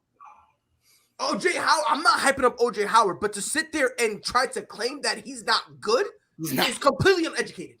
Utterly uneducated. Period. Yes, bro. To go back to your point, It's completely uneducated. Now, if I'm not saying he's a top 10 tight end in the league. I'm not saying that. But to sit there and pretend like he's bad, completely and utterly uneducated. Nah. He is Go what ahead, he Chris. is. to your point about the Rams not being able to make up for mistakes, Stafford threw or turned the ball over 9 times their last 4 games, and they won 3 of those. So I mean, they've showed that they're able to overcome some of the mistakes as well. Right, but that's one. Right, and that's I said if they do one turnover, No, the Rams they might barely survive. The one game I'm talking about against this Buccaneers defense. I'm talking about. Okay. I'm talking about this Buccaneers defense. One turnover, they might survive it. 2 or more, they're not going to. And I can see a situation. I think it's the same way for the Bucks. I don't think so. I think the Bucks could. Tom Brady could throw an interception, and there could be 2 fumbles, and I can still see the Bucks pulling it away. I can actually see that. I really can. With OJ Howard. With OJ Howard. Again, I'm not listening to you. I promise. No, Brian, I promise. Mike, I'm not listening to you. I'm not listening to you. I'm not listening to you. And you know I love you. You're my boy and all. But come on, bro. This is the 2nd day in a row you come and say some wild stuff, Mike. First, Russell Westbrook is innocent. Now OJ Howard is horrible. You need to do better, Mike. You need to do better. You need to do better, man. Because and again, I'm not gonna make no argument that he's a top 10 tight end. I'm not gonna make that argument. But to sit here and pretend that OJ Howard can't play, completely. Well, hey, let's look at the total tape, right? Hey, the LA Rams beat the Tampa Bay Bucks in LA this year, 34-24, right? And they had, the Buccaneers had a full accompaniment, to include Godwin. And your boy OJ Howard, by the way, got one reception for 11. Braid had like 3 catches. Gronk had a crap ton. Fully healthy. They were fully healthy. What I'm saying is this: if this Rams team can beat the Bucks at their absolute healthiest, 34-24, what do you think they're going to do now that Gronk or now that Buccaneers are not as healthy when they go into there? Well, I don't know because they beat the bricks out of Tampa Bay twice, and then come into the playoffs, the Saints looked lost, confused. They look disengaged. They look emancipated, exacerbated. Like they did not look the same. So I understand that the Rams won in the regular season, but you can't hang your hat on that because again, last year the Bucks got swept by the Saints, and then in the regular season, the Bucks just looked better. Oh, and by the way, I do want to point out that Matthew Stafford had no turnovers, 4 touchdowns, and threw for 243 yards. What was it again? He threw for 343, 4 touchdowns, and no interceptions. So my point is this: to say that Stafford can't do the big game without he can't play the same football. That's been the knock on him, right? And he can't do it. He can't do it. Well, he did do it. But the people who are saying that I don't know anyone who's ever said he can't do it. I just think it's just more can he? You know what I mean? It's not saying that he. I think it was on Mike. He was telling me from Rob, but I think it was on Real Talk that they were saying that. But I don't know. I can't say whether or not he would because I don't have enough of a sample size to say whether or not he can. Yeah, I think it's more of can he, but I've heard slander, but not. I've heard more can he's than he can. Can he do it? Because we haven't seen him in this position. Yeah, I don't know if anyone is saying, "Oh, he can't," or anything. If they're saying that like definitively, that's absurd. Send them my way, and I'll be more than happy to yell at them for 45 minutes. But that's been the knock on him is that he can't. The knock on him was that if he throws X amount of times, I think it was like 30 times or something. I think it was even the stat guy. I think is the one that said it. Is that if he throws like 30 some odd times, he's gonna throw interceptions. He's gonna do this, that, or the other, and I don't believe that's true. Well, I mean, I take those stats with a grain of sand or a grain of salt because I love Tom Brady. You have him throw the ball 100 times, it's gonna get picked off. Yeah. I mean, it's just the laws of probability. Yeah, I mean, like if you throw the ball 45 or 50 times a game, there's a good chance one of them's going to get be picked an interception, off. right? Like, you know what I mean? Because when you're doing something like that, By the way, James said wrong. Secondary was banged up in the first game. I cannot remember whether or not they were. Actually, they probably were, because if we're going to be honest, this secondary they were, banged up Richard literally is all gone year. out too. Literally all year. So, again, I'm not saying what happened in the regular season is going to repeat. I don't know. I really don't. Because, yeah, they won by what, 10? They won by 10. And by the way, they had 3 sacks on Brady. 3 sacks. And this is without Von Miller. Now they got Von Miller in there. And I just kind of wonder how many more sacks will they get and how much. I think they forced Brady out of the pocket, to be honest with you. Yeah, I think they forced Brady out of the pocket. Brady out of the pocket. He had over 400 yards throwing. I get that. But what I'm saying is Brady out of the pocket still is. I get it. I mean, you're right. He did. But I have seen a numerous amount of times where if you put him out of the pocket, he doesn't do it well. And let's be honest, he doesn't have Godwin. He doesn't have AB. Those are 2 big threats. Yep. Not the AB one. Not the AB one. I think AB is. I think they slept on how I think so too. I don't know how AB is not throwing because he gives you the slant. No, AB runs the slant. I understand what you're saying, but let's be honest Who's here. Who's gonna get those short passes now? Maybe Gronk gets it. Maybe Brake gets it. It'll probably be Gronk. I think Leonard Fournette will be playing, so if he'll probably get more of the short passes. Leonard would definitely take a lot of it. You said what? I think Leonard would have to take a lot of that. Right. Yeah, 100%. Yeah. He'll have his touch in terms of running, and then they'll probably have him out in like the flat or something. That way, boop, he could throw it, and that's it. I don't know. I don't see this whole thing with, and I understand Chris Godwin being out. Sure, I get it. Chris Godwin's talented. AB's out. Sure. I don't know, man. I don't know. I don't get where all this, man, without those 2 guys, this Tampa Bay team is horrible. I just don't see that. I don't see that. They still have other guys who can step up. They still have other options. Is it going to be, and again, it's going to be tougher without Godwin, of course. Let's not get it twisted. But let's not pretend that without Godwin and without AB, let's not sit here and pretend like I've seen Tom do a lot more with a lot less. But I think one thing no one even mentioned about is how banged up that offensive line got after that Philadelphia game. Yeah, against Aaron Donald. Is Wirfs even playing, or is he questionable? I haven't heard anything. He might. I just wonder if that offensive line can stop Aaron Darnold and Von Miller. I think it's going to be very tough. And we're not even talking about another issue is that the secondary of the Buccaneers is pretty suspect. And you got Cooper Kupp coming in there and Odell Beckham. I think that secondary gets exposed. Yeah. And if Wirfs doesn't play, Jansen is already banged up. Right. A lot of guys got banged up last week. Yeah. Tom Brady gonna know what Patrick Mahomes felt like in that Super Bowl. Yeah. And let's be honest. Hey, and almost Greg, you were waiting for that one, Greg. Yeah, I said he might not make it. Greg's been waiting to say that for the last 35 minutes.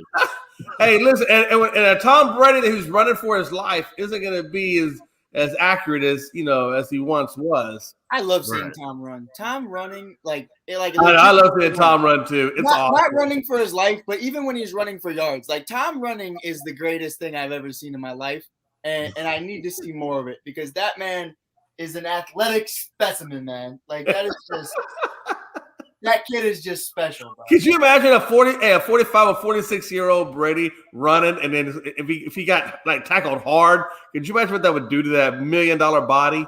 I love it, bro. When Tom runs, Tom puts his whole heart into it, and it's my favorite thing to watch. It's my favorite thing. He does. It's the greatest. I like when he runs too because it makes me feel better that I can actually run faster than a NFL player. So I don't know, bro. I think people know how fast Tom is. Keep that energy. Because you know what I mean. The only time Tom ever needs to run is when he's running away with the Super Bowl trophy, and Patrick Mahomes is crying on the field again because he couldn't hack it because the game is too hard. Last game. Speaking of Patrick Mahomes not being able to get the job done, It's gonna be the Bills and Chiefs. Just to spite Greg, I'm going first. Just to spite Greg. Bills slapping the mess out of the Chiefs. At halftime, Patrick Mahomes is gonna retire. Patrick Mahomes is gonna turn to Jackson Mahomes, and he's gonna make his living off of TikTok. Tyreek Hill's finally gonna get exposed for just being the one-trick pony that he is. And Travis Kelce will demand a trade. I like Travis Kelce, so he's I won't slander his name. I won't slander him. Yeah. You know, he matter of fact, come to New England, I might like you a little more. You know, Tyreek Hill, stay away from New England. We do not want you. We don't rock with you. We don't vibe with you. By the way, I'm gonna have one episode where and by the way, I'm gonna have Greg here, but I'm gonna have you muted the whole time, and it's gonna be a whole episode just me slandering the Chiefs. It's gonna be just an entire hour me slandering them, saying how they're horrible, and you just cannot respond. But I got the Bills. I think the Bills are gonna do what they did last year. They're gonna handle their not last year. I'm sorry. What was it last year? The year before last, right? Earlier this year. Yeah, yeah. Yeah. I think Bill's gonna handle the business. I think they're gonna win. I think the Chiefs will put up a fight, but I don't know. I'm liking how this Bills team is going. They gave Devin Singletary, what was it? Like he was their leading rusher. They just got to find somebody else to get more touches to, because I think the second leading rusher was Josh Allen. I still don't like that, but I think the Bills will figure it out, and I got the Bills over Chiefs. Yeah. Greg, since we're talking about the abomination that is the Kansas City Chiefs, explain to the world why the Chiefs are going to somehow win, and, you know, how they're going to go on and win the Super Bowl. Look, these are the games that we are made for, that Patrick Mahomes was made for. He's 6-1 in home playoff games. It would have been 7-0 if D4 wasn't offside. I'm still pissed at that. But anyway, so I just feel like as good as Buffalo's defense is, I don't know, the Chiefs are still going to get 30. I feel like the offense has figured it out to the point now it's back to what it was before the Super Bowl of last year. Patrick Mahomes has figured out the whole two deep safety defense. So even if Buffalo did run that, Mahomes and everybody knows what to do against that. So I'm going to say Chiefs win 31-27 off a game-winning touchdown drive. Buffalo, they'll be, ready to play. But I just feel like Patrick Mahomes is going to make a couple more big plays than Josh Allen. So I'm going to go with Chiefs. Jay, who you got? Bills or Chiefs? Yeah, I'm definitely going with the Bills in this one. I just feel like that you can't ignore what he did against New England with the 7 straight touchdowns. I mean, I just think the momentum on Josh Allen is just incredible right now. Now, I will say this: that you're right. They're not known for running the ball, and that could come and hurt them. But I feel like that defense is going to come out and play well, and I think Josh Allen and Stephon Diggs just link up quite a few times. And you can't even overlook Cole Beasley. Cole Beasley is still overlooked. It's ridiculous, man, what he brings at that slot position. So I'm definitely going to go with the Bills on it.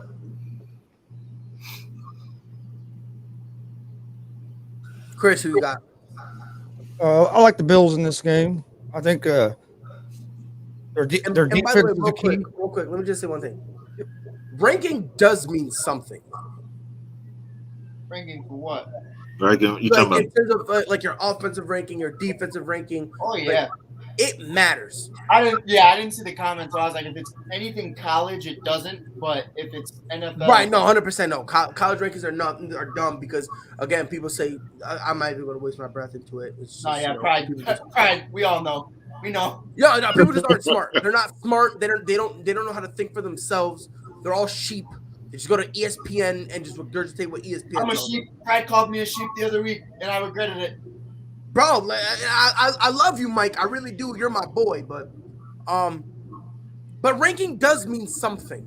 It does mean something. And by the way, Cowboys is number one offense, and look how that was. Fine, but the rankings still mean something. Yeah, they mean Rankings still something. mean something. It's not a guarantee. Right, and here's the funny part, and you're saying that, and guess what? The 49ers, who they lost to, was number one in rushing. How did they win that game? Thank you for coming to my TED Talk. Rankings mean something. Now, if you don't want to say it's the end-all, be-all, I'm with you, and I agree there. But rankings mean something. I mean, a ranking is just a fact, though. Like that's Exactly. I don't get why we argue it. Like it's nothing that's wrong. Right. So my bad, Chris. Go ahead. Continue. No, I like the Bills. I think their defense is playing well. Actually, their whole team's playing well. They were inconsistent earlier in the year. I think they're getting hot at the right time. And the way Josh Allen's been playing, I think the Kansas City defense is going to have trouble with the Bills' offense. But I do think this game's going to come down to whoever has the ball last. And who makes that big stop in the fourth quarter on defense to when it's say that you're in the red zone or right outside field goal position, which defense is going to make that big stop in the fourth quarter? I think that's what this game is going to come down to. I like the Bills. Thank you. There's another man with fine taste and intelligence. Mike, we got. Well, speaking of fine taste and intelligence, I have taken Mitchell Trubisky before Patrick Mahomes once before, and I'm going to do it again. And I'm going to take the Bills. I'm going to double down on my first mistake, and I'm going to say Money Mitch now has 10 times more playoff wins than Matt Nagy does. I just want to point that out. And I just I'm just saying. But you cried when we did it for Jimmy G. Hey, over here. Hey, hop off, King. You sometimes you got to go against yourself to beat yourself, and that's what it takes. That's what it takes. But it's a real world we live in, boys. It's a scary world. Mitchell Trubisky's winning playoff games. We don't got to talk about what he contributed to that game. But I think Mitchell Trubisky and the Buffalo Bills have been playing one hell of a game. And this guy, Josh Allen, is really contributing to that point. And I think he's really what is going on? I think he really knows his role under Mitch's team. And I think it's definitely something that here's what I'll say about the run game, though, in all seriousness. And I've said this time and time again, because Pride knows I want Brian Dable as my offensive coordinator, not offensive coordinator, my head coach. He's OC. He can't run the ball. He doesn't know how to run the ball. Let's be real about what they are. Number one, Moss, the rookie. Phenomenal kid, can't stay healthy. That's why they didn't run the ball early on in the year. They got Isaiah McKenzie. I think just Moss and McKenzie are the young guys, right? But that's what I'm saying. Like, so why would you use McKenzie's my problem? No, I hear you. But like when Singletary's your number one, and I'm gonna be honest because I don't like slandering guys, but being 5'6", fat and slow does not contribute to why you have a run game. I think it's something you have to take in consideration. But the last 6 weeks of the season, and then going into last week having over 100 yards at half, and Pride, I understand that is not who New England is. They're normally better than that, and I have to give them that credit as such. They were amazing at stopping the run. But to have at the end of the day, we don't to have 100 plus yards at half through New England that were so good at stopping the run all year for a team that couldn't stop the run, and now you're facing the Chiefs who actually can't stop the run. That's something I have to look at and take in consideration on top of them having the number one overall defense, on top of Josh Allen showing he's not afraid of the moment. It's definitely something you have to look at. And like Jay said, Cole Beasley, however you feel about his COVID vaccination standpoint, as long as that boy ain't testing positive, he's being a positive contribution to this team. And Diggs and my boy Devin Knox. Devin Knox has been amazing. Knox has been Dawson. Respect his name. It's Dawson Knox. That's my boy right there. Devin Singletary. That's my bad. But Dawson has been something special all year. I think he's merging from 8 to 10 on top 10 tight ends. I think he definitely can be that if given the opportunity. I think he stepped up in a big way. I love McDermott. I love what he's doing. I love Dable. They stay out of each other's ways. I definitely do think I'm going to give it to the Bills just because the difference is this year, Greg, is there's no Sammy Watkins to fall on. And there's no other guys to fall on. I'm I'm not trusting Pringle, and maybe I'll eat my words on it, but I'm not going to trust a guy with the last name Pringle to ride me to the Super Bowl. It's just not going to happen. Tyreek's banged up. Travis is still kind of – honestly, Travis has been dealing with a little COVID overhaul, if I would say so myself, because I've seen him kind of been dealing with his little own issues, at least being long-winded. I've been noticing it. He can't really go. He can't really go as of late, and I've noticed he looks a little exhausted. So I'm gonna go with the Bills, but I ain't gonna disrespect Patrick Mahomes and say that he can't pull it out. Well, I am. They can't. Jay, did you already go? Yeah. Okay. So Hey, by the way, Frankie Cruz Jr., I'm not in Mavs colors. I don't like. I hate when people say that mess, man. I've never been a Mavs fan in my life, and put some respect on that, Frankie. I'm a Houston Rockets fan. I've earned that badge of honor. I just want Nate, if you're watching, save this tape for Monday. Save this for Monday. We're gonna lead with this tape. So real quick, the Giants are hiring Joe Schoen. Here it is. I hate when someone has an SCH because every time I say it, I feel like I'm about to have a stroke. But the Giants are hiring him as their GM. So Why? because New York. Now they're hunting down Brian Flores. Yeah, I bet. Which I think Brian Flores will go there if they give him the respect and the power that he wants. And I've said it before. If you're a head coach going to this place, to the Giants, you just blow it up. That's it. I need to accept the full-blown rebuild. The only dude I'm keeping is Daniel Jones. It's sad though. It is sad when you have to blow up a blow up. Like that's tough. But the Bulls have done it, and it worked out. Exactly. So that's what I'm saying. Just trade Galladay, free up some cap space. Again, the other guy I'm keeping is Daniel Jones because he's a great stopgap guy. He's a guy who can figure out, if we don't have no one. Yeah, you're not rocking with Jake Fromm. Like that's just not acceptable. Exactly. That's what I'm saying. So he's your best option. Yeah. And on top of that, you're not paying $100,000 or $100 million for him. He's still on this cheap rookie deal. I think next year is his final year. Then you go from there, but I don't know, man. Like I said, I don't think it's as bad as the was trying to say. Is next year when they can pick up his option, or was that this year? Next year. Next year. Next year they're more likely gonna pick up his option. I don't think they do. I think they do. I really do. Before we get to this Tom Brady thing, Chris, I wanna talk with you. And again, if you guys want to jump in, please feel free. UFC 270.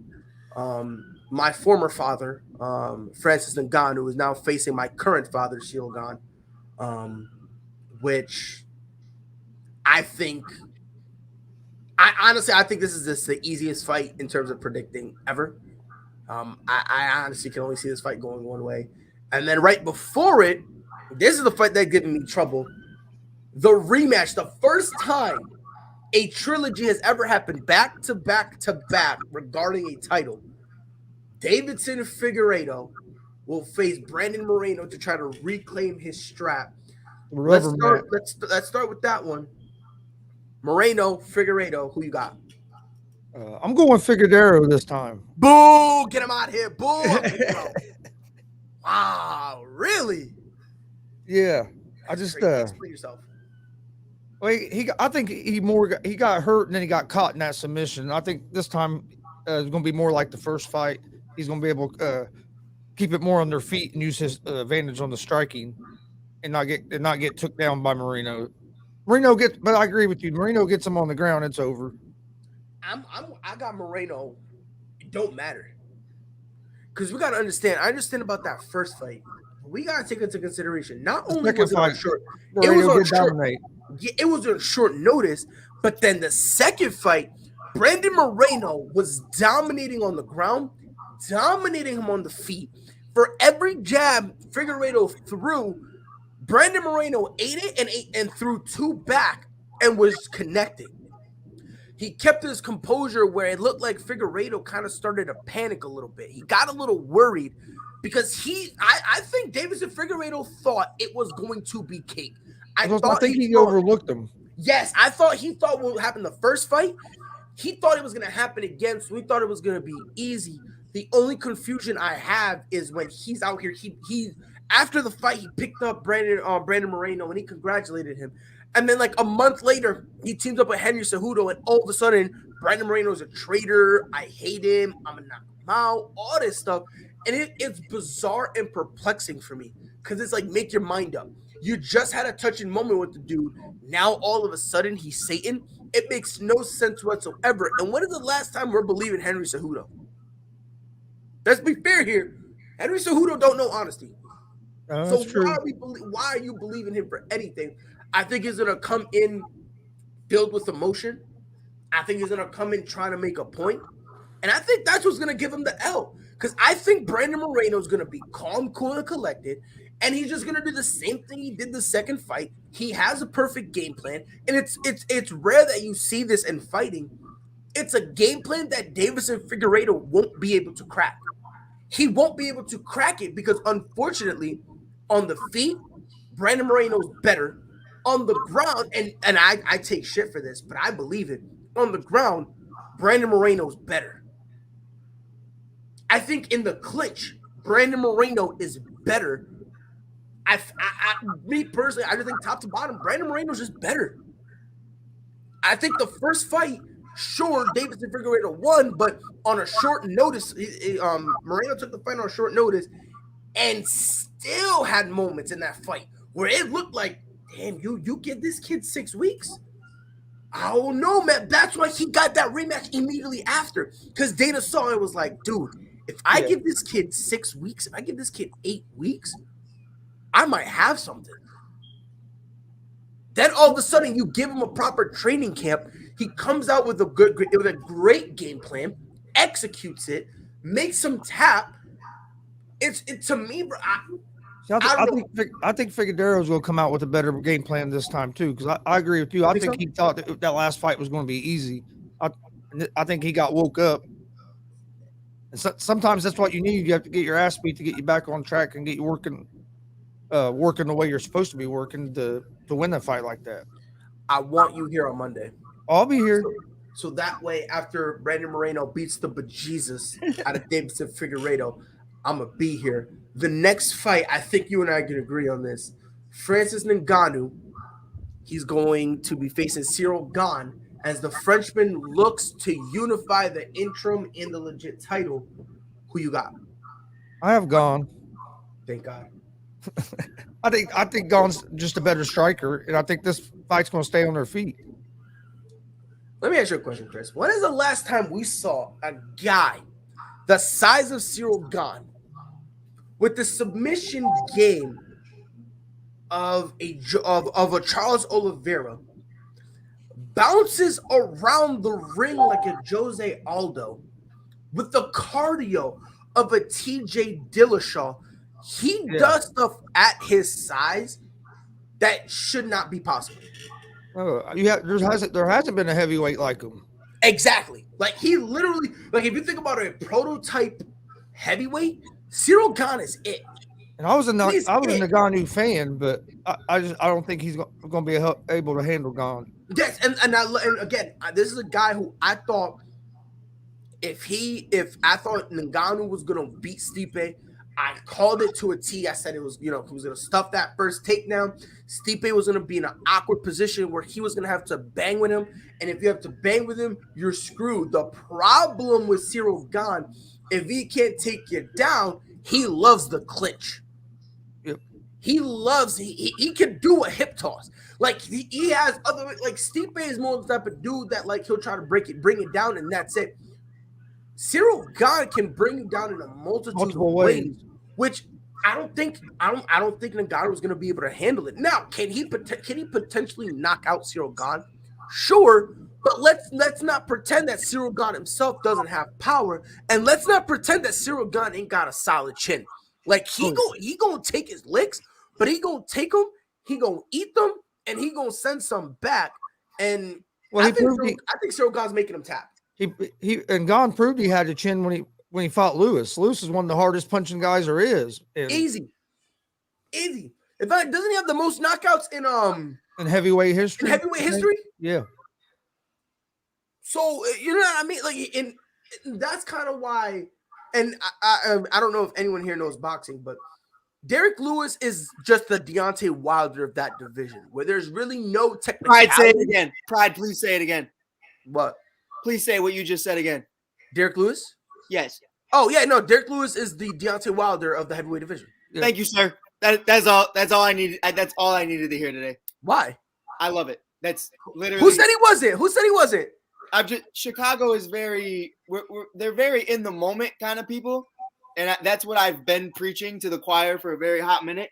And probably just thank you, bro.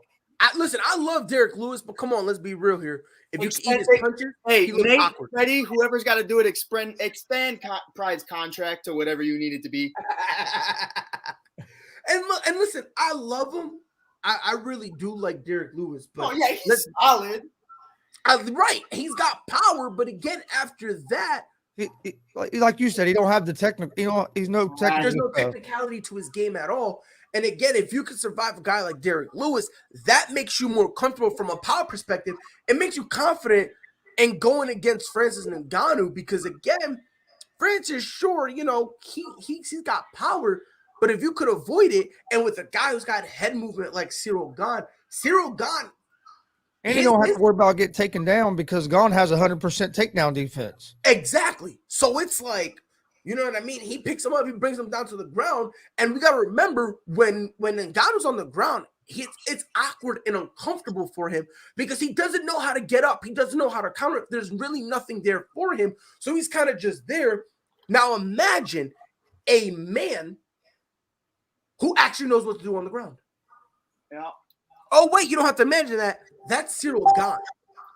Yeah. And if with this dude not being able to do anything, and when I'm saying this, what I'm referring to Ngannou, with Ngannou not being able to get up off the ground to stop anything, the instant this fight goes to the ground, Cyril Gane's having a field day. Oh yeah, it's either going to submit him or ground and pound him. I think he's making him tap, 100%. I think he's making him tap. It's good that you and I agree on. Ngannou he's going to panic, turn to his belly, give him his back, and then he's going to do exactly what Jan Blachowicz did when he fought Glover Teixeira. He's going to do the same exact thing where you're going to roll over on your back. You got Joe Rogan screaming, "What are you doing?" And then he's like, and then I love how Jan realized, "Oh, I messed up. Yeah, let me just tap." Well, that's why I'm ready for this weekend because you have the NFL playoff games, and then you have these fights. It's gonna be 100%. It's going to be great. But I'm glad I was able to talk to you about this. So we both agree about Cyril Gane. If Cyril Gane loses, we just won't talk about it. Davidson Figueiredo, Brandon Moreno. That's going to be interesting. Final topic of the day. Greg, this is specifically for you. Thomas Edward Patrick Brady Jr. has said he feels like he doesn't get enough roughing the passer calls. Greg, you said there was a lot you wanted to say about it. So please feel free, slander his name so that I can correct you. First off, when I first saw this, I was like, did he really just say that? Or am I just, so when I couldn't believe he said it because I was like, I can remember a game specifically. It was the AFC Championship game with the Chiefs and Patriots where his shoulder got brushed. And they called a 15-yard roughing the passer penalty in that game. That's not the reason why we lost the game. We lost the game because D4 was an idiot and lined up offside. I'm not saying that's the reason why we lost the game. But it's been that specific play, and I've seen others where Tom Brady will barely get touched, and it's roughing the passer. I seen it with Patrick too, though, Greg. It's been some where Patrick got roughed up and they didn't even call it. Same thing with Tom Brady. So he's gotten some. Now I do agree with Tom on that second part where he said, "Hey, the refs kind of let me talk stuff more because we all saw in the Super Bowl he should have." That's unsportsmanlike conduct. I don't care if you Tom Brady or not. You can't just run all the way over to the other side of the field, get in my face, start talking stuff, and then I'm the one that gets a penalty and you don't get a penalty. And then the Bears lose a game on Monday Night Football just for looking in someone's direction. Yeah, I hear you, Greg. I hear you, Greg. It's crazy. So I do agree with Tom on that second part. Yes, the refs let them talk. They do. And is it fair? No, but that's just okay. But as far as the rough and the passer thing, I think he does get a lot of favorable rough in the passer. Okay. He does. All right, cool. So, Greg, can I ask you a question? I would like it if you can enlighten me with this, because I say this all the time. I am not a smart individual. Right. Like I'm not. I'll never pretend to be. He said it every day the last 6 months I've known him. Yes, sir. And I keep it a stack. I keep it a buck. I keep it. I be honest. I He may not be smart, but he is very consistent. Yes, 100%. So let me ask you a question, Greg. How many times has Tom Brady led the league in roughing the passer calls since 2009? Uh-oh. Yep. If I had to guess, I'm just guessing because I don't even know. Probably 3 times. Three. Yeah. Uh-oh. He led it twice. Okay. In 2009, when he came back from his torn ACL, he had 5. The next person right behind him was Ryan Fitzpatrick with 4. It's not a great discrepancy, correct? No. Correct. Okay, cool. And by the way, there were also many other guys: Jay Cutler, Ben Roethlisberger, Drew Brees, and Aaron Rodgers, who had 3. So it's not like there's a massive discrepancy. Yeah. And then again, 2015, 5, but he was tied with Aaron Rodgers and Sam Bradford. Okay. Mind you, by the way, in that one they had 5. Kirk Cousins, Ryan Tannehill, Ben Roethlisberger, and Jay Cutler had 4. By the way, so did Joe Flacco. So that's 5 of the gentlemen who's in the ballpark with him. After those 2 5s, do you know after that he's had 2 years when he had 4, 1 year he had 3, a couple 2, some 1, and a couple 0s. Okay. In total, since 2009, he's had 33 calls. Okay. Matt Ryan, Ryan Fitzpatrick, Matthew Stafford, Aaron Rodgers, Russell Wilson, Cam Newton, Ryan Tannehill, Kirk Cousins. All of those gentlemen have more roughing the passer calls over Tom Brady. Let's put this in context now. Let's put this in context. Of everyone on this list, Tom Brady has played the most games at 234. Do you know what the next highest game is? Do you happen to know what the next highest game is? No. Matt Ryan, 215. Wait a minute. Hold on. The same Matt Ryan who has 56 of the roughing the passer calls on him? Double down, Greg. Double down, Greg. Double down. Huh. Interesting. But you know what? Maybe that doesn't matter, because let's be fair here. Let's be fair. For all we know, maybe this has to do with sacks. Double down, Greg. Maybe it's just when you get sacked a lot that happens, right? Ryan Tannehill has more of those calls of the roughing the passer. Tom Brady's been sacked 367 times since 2009. Ryan Tannehill's been sacked 357 times. Interesting. Well, you know what? Maybe I'm bugging. You know what I mean? Maybe I'm bugging. It could just be the fact that, some guys, maybe it's the passing attempts. Because that's what I think it is. I just think it's the passing attempts. When you throw the ball more, you should be getting more of those plays, right, Greg? Would you agree with me there? If you throw the ball more, you should get more of the roughing the passer penalties, correct? Yeah, you should. Do you know since 2009 who leads in throwing attempts? Do you happen to know who that gentleman is? Tom Brady, right? And do you know how many passing attempts he's had? I do not. 8,872. Do you know who is second in passing attempts? Ryan Tannehill. Okay. Tom Brady has over 1,000 more passing attempts. I hate that man. And guess what? Matt Ryan, 56 roughing the passer calls. Tom Brady, 33. No. Maybe I'm bugging. Aaron Rodgers, 7,269. By the way, of everyone on this list since 2009, only one man has threw the ball over 8,000 times, and that's Tom Brady, right? You disagree with me. The more you throw the ball, the more of these calls you should get, correct? Yes. Okay. Aaron Rodgers, let's see. How many times? 7,269. Let's see how many calls he got. 38. That's interesting.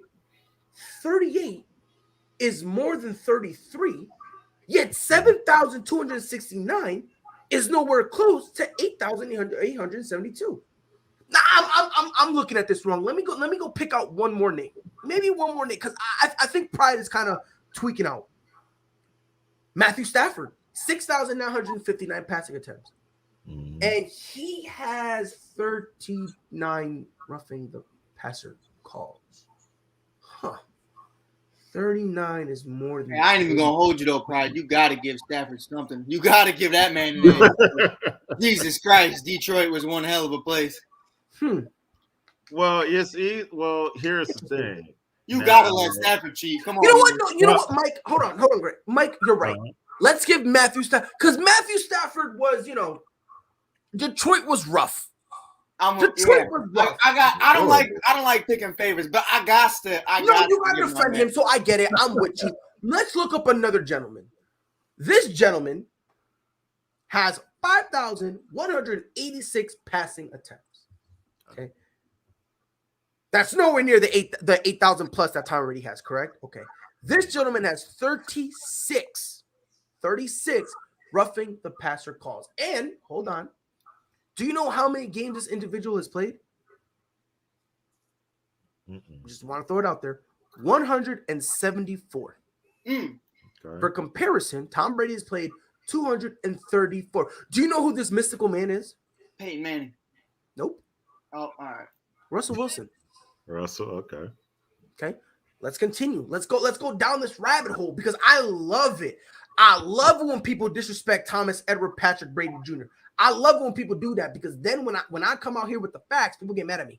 By the way, real quick, it's going to be the last time y'all see me, because I'm about to get canceled real quick. There's going to be someone who's going to get mad at me and go, oh my God, Pride, you don't know what you're talking about. And this is my rebuttal. You're an idiot, with all due disrespect. Let's look up somebody else. It happens. This gentleman has let this one be the one. The creme de la creme. Let this one be the one.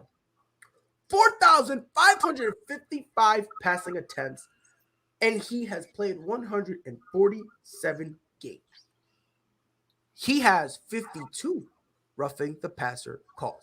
Do you know who this mystic man is? He's a magic man. You can be me when you look this clean. Oh, by the way, it wasn't a joke. It's that magic man, Ryan Fitzpatrick.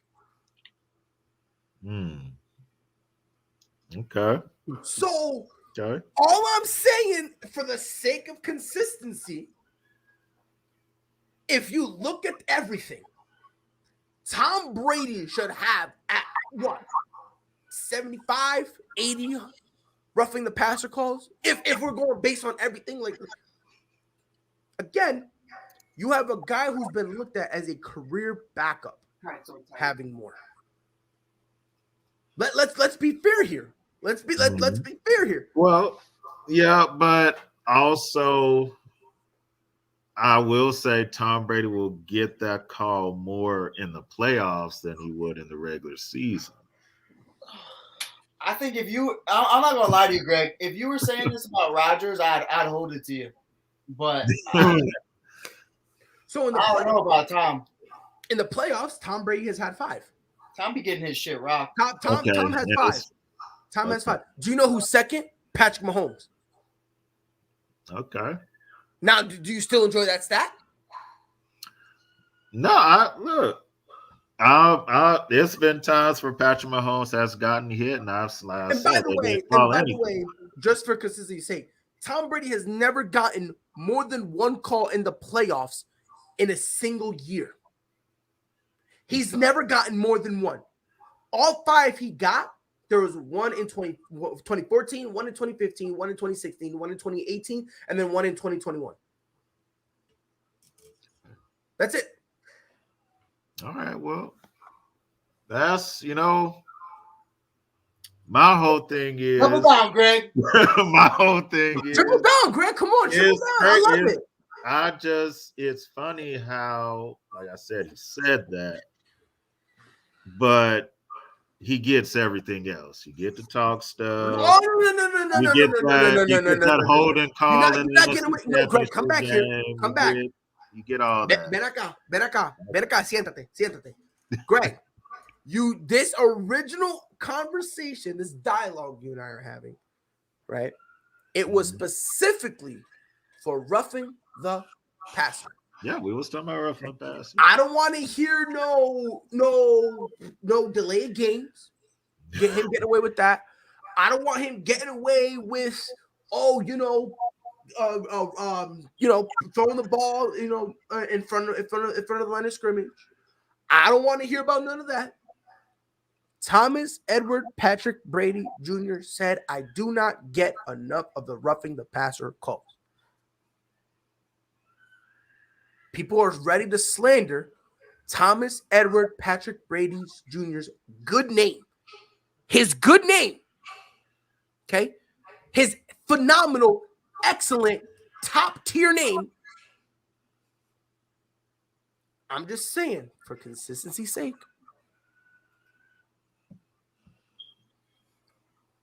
For consistency's sake, it's not like that. Of all 61 quarterbacks listed, Thomas Edward Patrick Brady Jr. has thrown more and played more and been sacked more. Yet, he does not lead the league when it comes to roughing the passer calls. Greg, pertaining to the roughing the passer, pertaining just to the roughing the passer, if you want to talk about anything else, we can have this conversation later, I promise. But pertaining to roughing the passer, is there anything you would like to tell me so I can deliver the message on your behalf to that man, Thomas Edward Patrick Brady Jr.? Stop kissing your kids. No, we'll see. Hey, we'll Greg, see. We'll see what they do on Sunday. We'll see if you get a reference. Greg, can I just get an apology? Can you just say, Tom, I apologize for slandering your name in this aspect? Now you can go ahead and say whatever you want. In this aspect, can you apologize for slandering his name? I wasn't slandering his name. But sir, and Greg, you're a great Samaritan. I love you. Okay, Greg's a man amongst boys. I low-key feel like you were calling him old. I'm pretty sure that was the joke. But Greg, I just real quick, you fibbed on the good name of Thomas Edward Patrick Brady Jr. Nah, you know what it is? Okay, no, we'll see. All me and Tom want, we just want an apology. Here's what it is. Okay. I was in my room doing my homework, but Greg, here's where you messed up. It's not that you fibbed. It's you just fibbed to the wrong person. Anybody else? No, it's just because he fibbed. It's just because he fibbed. No, but anybody else other than Pride, they wouldn't have known those facts, and we probably would have ran with it, and probably everyone would have been like, yeah, Tom do be getting a lot of calls, but Pride did his little homework when you asked him about that question. Yeah, and you want to know why? But you want to know why? It was just the wrong dude. I've had this conversation with people numerous times. I've had people who just don't like Tom Brady say he gets roughing the passer calls for no reason. Right. I've had this conversation, and I always say, but that's not true. I always say that, and people don't believe me. And when I've always said it, that's not true. I've named other guys who I felt got more calls. Yeah. And nobody believed me. And everyone just said, because I'm a New England boy, just trying to make it. They just thought that just means I'm just being a Tom Brady fanboy. But it's not. Thomas Edward Patrick Brady Jr. does not get the roughing the passer call. I'm referring to this specific call. Now, Greg, I agree with you with the second part where they do let Tom kind of mouth off a little bit. They do. Oh yeah. They do. Yeah, No he debate. does a lot. That right there is no debate. I will never in my life try to justify that ever. I can't. Well, we're gonna sit here and act like Phillip Rivers wasn't calling everybody's mama the B word. And all That's true. So yeah, there are a few guys that they usually let kind of chirp. Sure, yeah. There's a few guys like they let Tom Brady, Phillip Rivers, Aaron Rodgers. Sometimes they let Ben Roethlisberger say some stuff. But then women say some stuff about Ben, and it gets real quiet again. It gets awkward. It gets awkward because Ben Roethlisberger would say something that's like, "Yo, I'm having my way with this defense," and then Shorty on the sideline, "Oh, you know about having your way," and then all of a sudden, gets quiet, and it's just like, I'm like, hey, yo, Ben will be like, "We're forcing the ball down your throat," and someone on the sideline's like. Ironic that he knows how to do that. It is true. You know a lot about that, don't you, Benjamin? I would never in my life deny that second point because there are some guys that the refs let kind of chirp a little bit. Right. And also defensive, not just quarterbacks. They let Devontae Adams and D-Hop. Joey Bosa. Taylor Rim. Joey Bosa, if you listen to that man mic'd up. Dude, honestly, I'll be honest. I'm surprised the NFL still lets him be mic'd up. Swear to God. Oh, he be going off. He be mad disrespectful. And I'm like, bro, don't get it twisted. It's funny, but the NFL, to protect yourself, y'all might want to just have have a 5-second delay and have a dude there with their finger on the button. Because like 90% of the stuff he says is not safe for work. It's bad. Bro, it's brutal. You know who else? And you know he won like most compassionate guy award or like the nicest guy award in the Chargers locker room. I was smoked. Honestly, but it's because he doesn't talk like that to his teammates, so that's why I kind of But I was just like, ain't no way. I just heard what you said last Sunday, and you just won. Yeah, he has to be two different guys on the field and off the field. Or he wouldn't get along in the locker room. Oh, definitely not. It's funny. Yeah. Nah, it's crazy. But all I'm saying again, that second part, I agree with you. But with Tom Brady, when Tom Brady has been around longer than dirt. When he's been playing and when he invented football, he wrote the rules. Tom has been here forever. And he's not leading. When you got a guy who's literally the pinnacle of average in Matt Ryan, when he's leading it, when Kirk Cousins has more, when Cam Newton has more, when Aaron Rodgers has more, Ryan Fitzpatrick, who all the games he's been active for, he's been benched. When you're looking at a guy like Kirk Cousins, guys like Russell Wilson, who haven't been in the league a fraction of the time Tom has, these guys who don't throw the ball nearly as much as Tom Brady, and he only has 33. And honestly, with the Brady's, he's not real mobile, so you would think that he would have more because he gets. I mean, he's in the pocket. He can't get away from pressure like some of them other guys can. Chris, oh my God, Chris, I love you. You're a king, dude. You dropped something, bro. You dropped a crown. Here, pick it up, place it on your head. You're a king, Greg. I love you. You're my guy. You're my uncle. Like you know how people call Shannon Sharp Unc? You're my Shannon Sharp. You're my uncle. You feel me? You're my uncle, right? But come on, man. And you feel me? Yeah. You right now, if this is baseball, you just struck out, homie.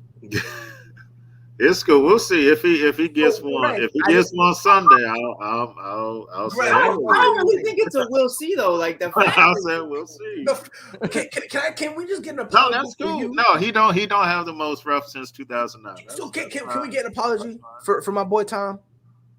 I say okay. I say my bad for slandering your name on that first part. Just the first part. Okay, on that first part, all right, I'll give it to him. Nah. But you're saying God. I just need you to say my bad. My bad. Yeah, my bad. Okay.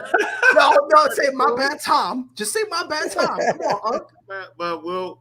No. Because we got beef from last year. Me and Tom got beef from last year. It ain't settled yet. I understand that. We gotta do that. I get it. You know, I would be upset too if Tom was better than my quarterback. I would be upset too. He's not better than, but okay. Oh yeah, you're right. Now, better than implies there's like a measurable. Who's in the MVP conversation right now? Pat or Tom? Thomas Edward Patrick Brady Jr. And who there has the number one tight end that's also one of the guys leading the league in receptions? That's Patrick. That's Patrick. But he's still not in the conversation, right? Like I said, Greg, Mitchell Trubisky 10 times over. I'm not playing this game with you. Mike, you're a whole clown. I cannot stand this dude, man. I really can't. Hey, Mitchell Trubisky would never with Travis Kelce, man. That's all I know. Okay. Patrick Mahomes almost threw for 5,000 yards. He almost don't count. Thought. The Bears almost took. Greg, as someone who almost took Patrick Mahomes, almost don't count. Oh my God! I'll wear my almost won the Super Bowl in 2018 T-shirt later.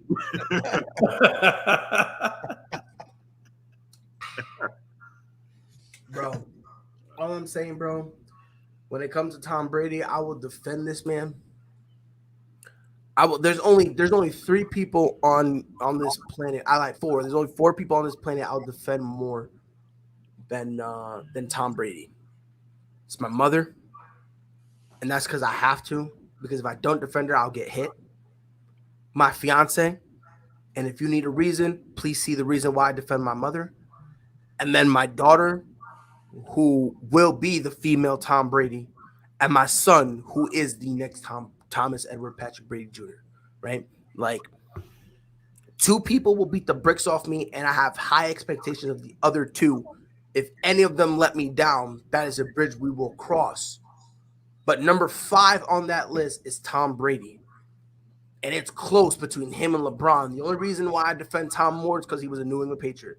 Okay? If he wasn't a New England Patriot, I would still defend him, but, it'll be a little rough. Tom Brady slander is not allowed around here, Gregory. All right, Gregory?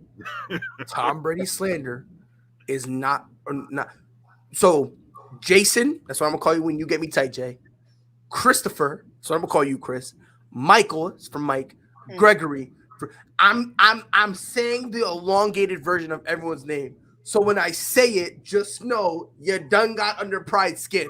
So Jay, understand something. Monday, I'm gonna be screaming Jason like half. One day Pride's gonna come on here, and Greg is just gonna say his social security number, and then Pride's just gonna be standing there, blank faced. Greg's gonna be like 257-394, and then hey, listen. Come Monday, you're not gonna see Pride like this. You're gonna see Pride like Mike Hughes is right now. He gonna hit stop camera. Stop cam. Listen, man, I'm playing that. Him on Monday, and that's Pride on Monday, man. Look, I'm gonna tell you this right now. If Tampa loses, it's gonna be rough. Stafford is king. If Stafford, I listen, and it's not that I don't believe in Stafford. It's just Tom Brady. Like, I'm never in my life betting against Tom Brady. He could literally roll out in a wheelchair. If there's a will, there's a way. So, all I know is, bro, I've seen the movie 8 Mile. I know what happens when white boys from Detroit go to LA. I'm rocking with Stafford. That's true. That's true. I saw 8 Mile too, man. I agree. They thrive. Y'all ever saw that movie, Four Brothers? That sounds. I did see Four Brothers. I sure did. Mark Wahlberg was amazing. Yeah. So you know what I'm talking about, right? When they're all at the house and the van pulls up, and then they threw the snowball at what was that boy's name? The youngest one, the one who acted like a goofball, and then they clap them mans right there in front of his house. That's gonna be Tom Brady. Tom Brady, he gonna clap them mans right there, bro. He finna end Matthew Stafford's career. I don't know. See, you don't know, but guess what? I do. I don't know. I do. You want to know why? Because you see this right here? It's invisible, but I got a crystal ball in my hand, so I can see the future, so I can predict these things. You feel me? So watch when it happens.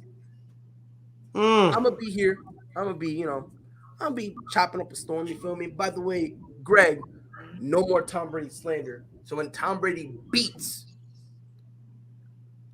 Patrick Mahomes once again, I don't want to hear no GOAT talk about this child. He's assuming that they get past the Rams to even make that happen. I don't know. But Jason, I'm just saying you're assuming that. I mean, you're I'm not assuming anything, because you know what they say is. Then you know what they say about assuming. It makes an ass out of you and me, right? But the problem is you're assuming I'm assuming. That's why all of a sudden you look like a rear end, because I done told you. I know it.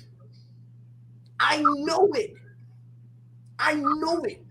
I'm telling you, this is gonna happen. You gotta believe it. Speaking it shall manifest.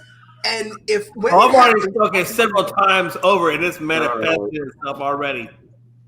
So Nate, I'm talking so much shit, man, that if any of the thing of what I'm saying fails, Monday is gonna be rough. Nate, save this tape. Nate.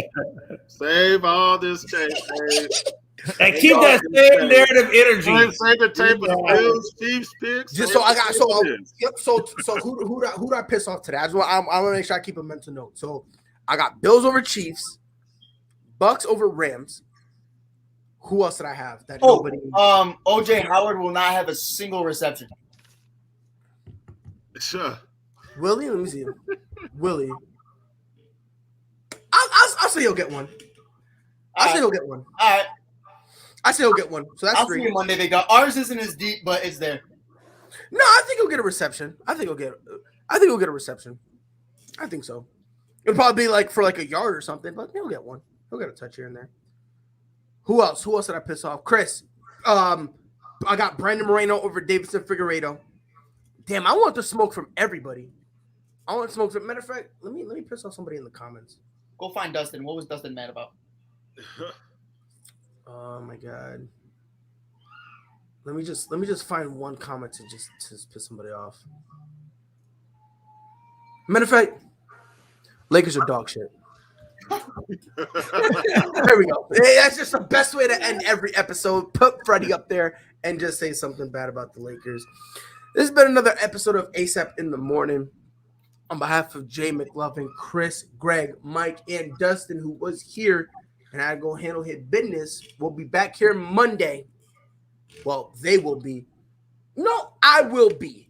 Because like I said, I know what's going to happen. Jay's not going to be here. Chris going to be ducking me. Hey, wait a minute. After the loss. Right, this is the same way I his took the internet beating for will the be out. Cowboys.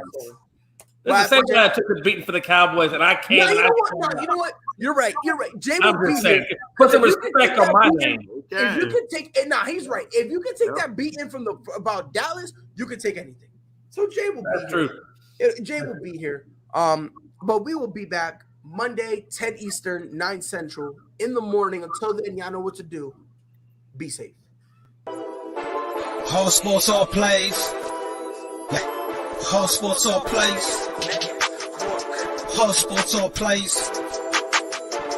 365, we making a plays. You talking the game, get you through the days. We're high in the court, the dime in the lane. Variety, topics, living the same. All presentation, sports information. Hitting the airways, taking the nation. All sport, all plays, like working your faces. Grace at the field, so tie the laces.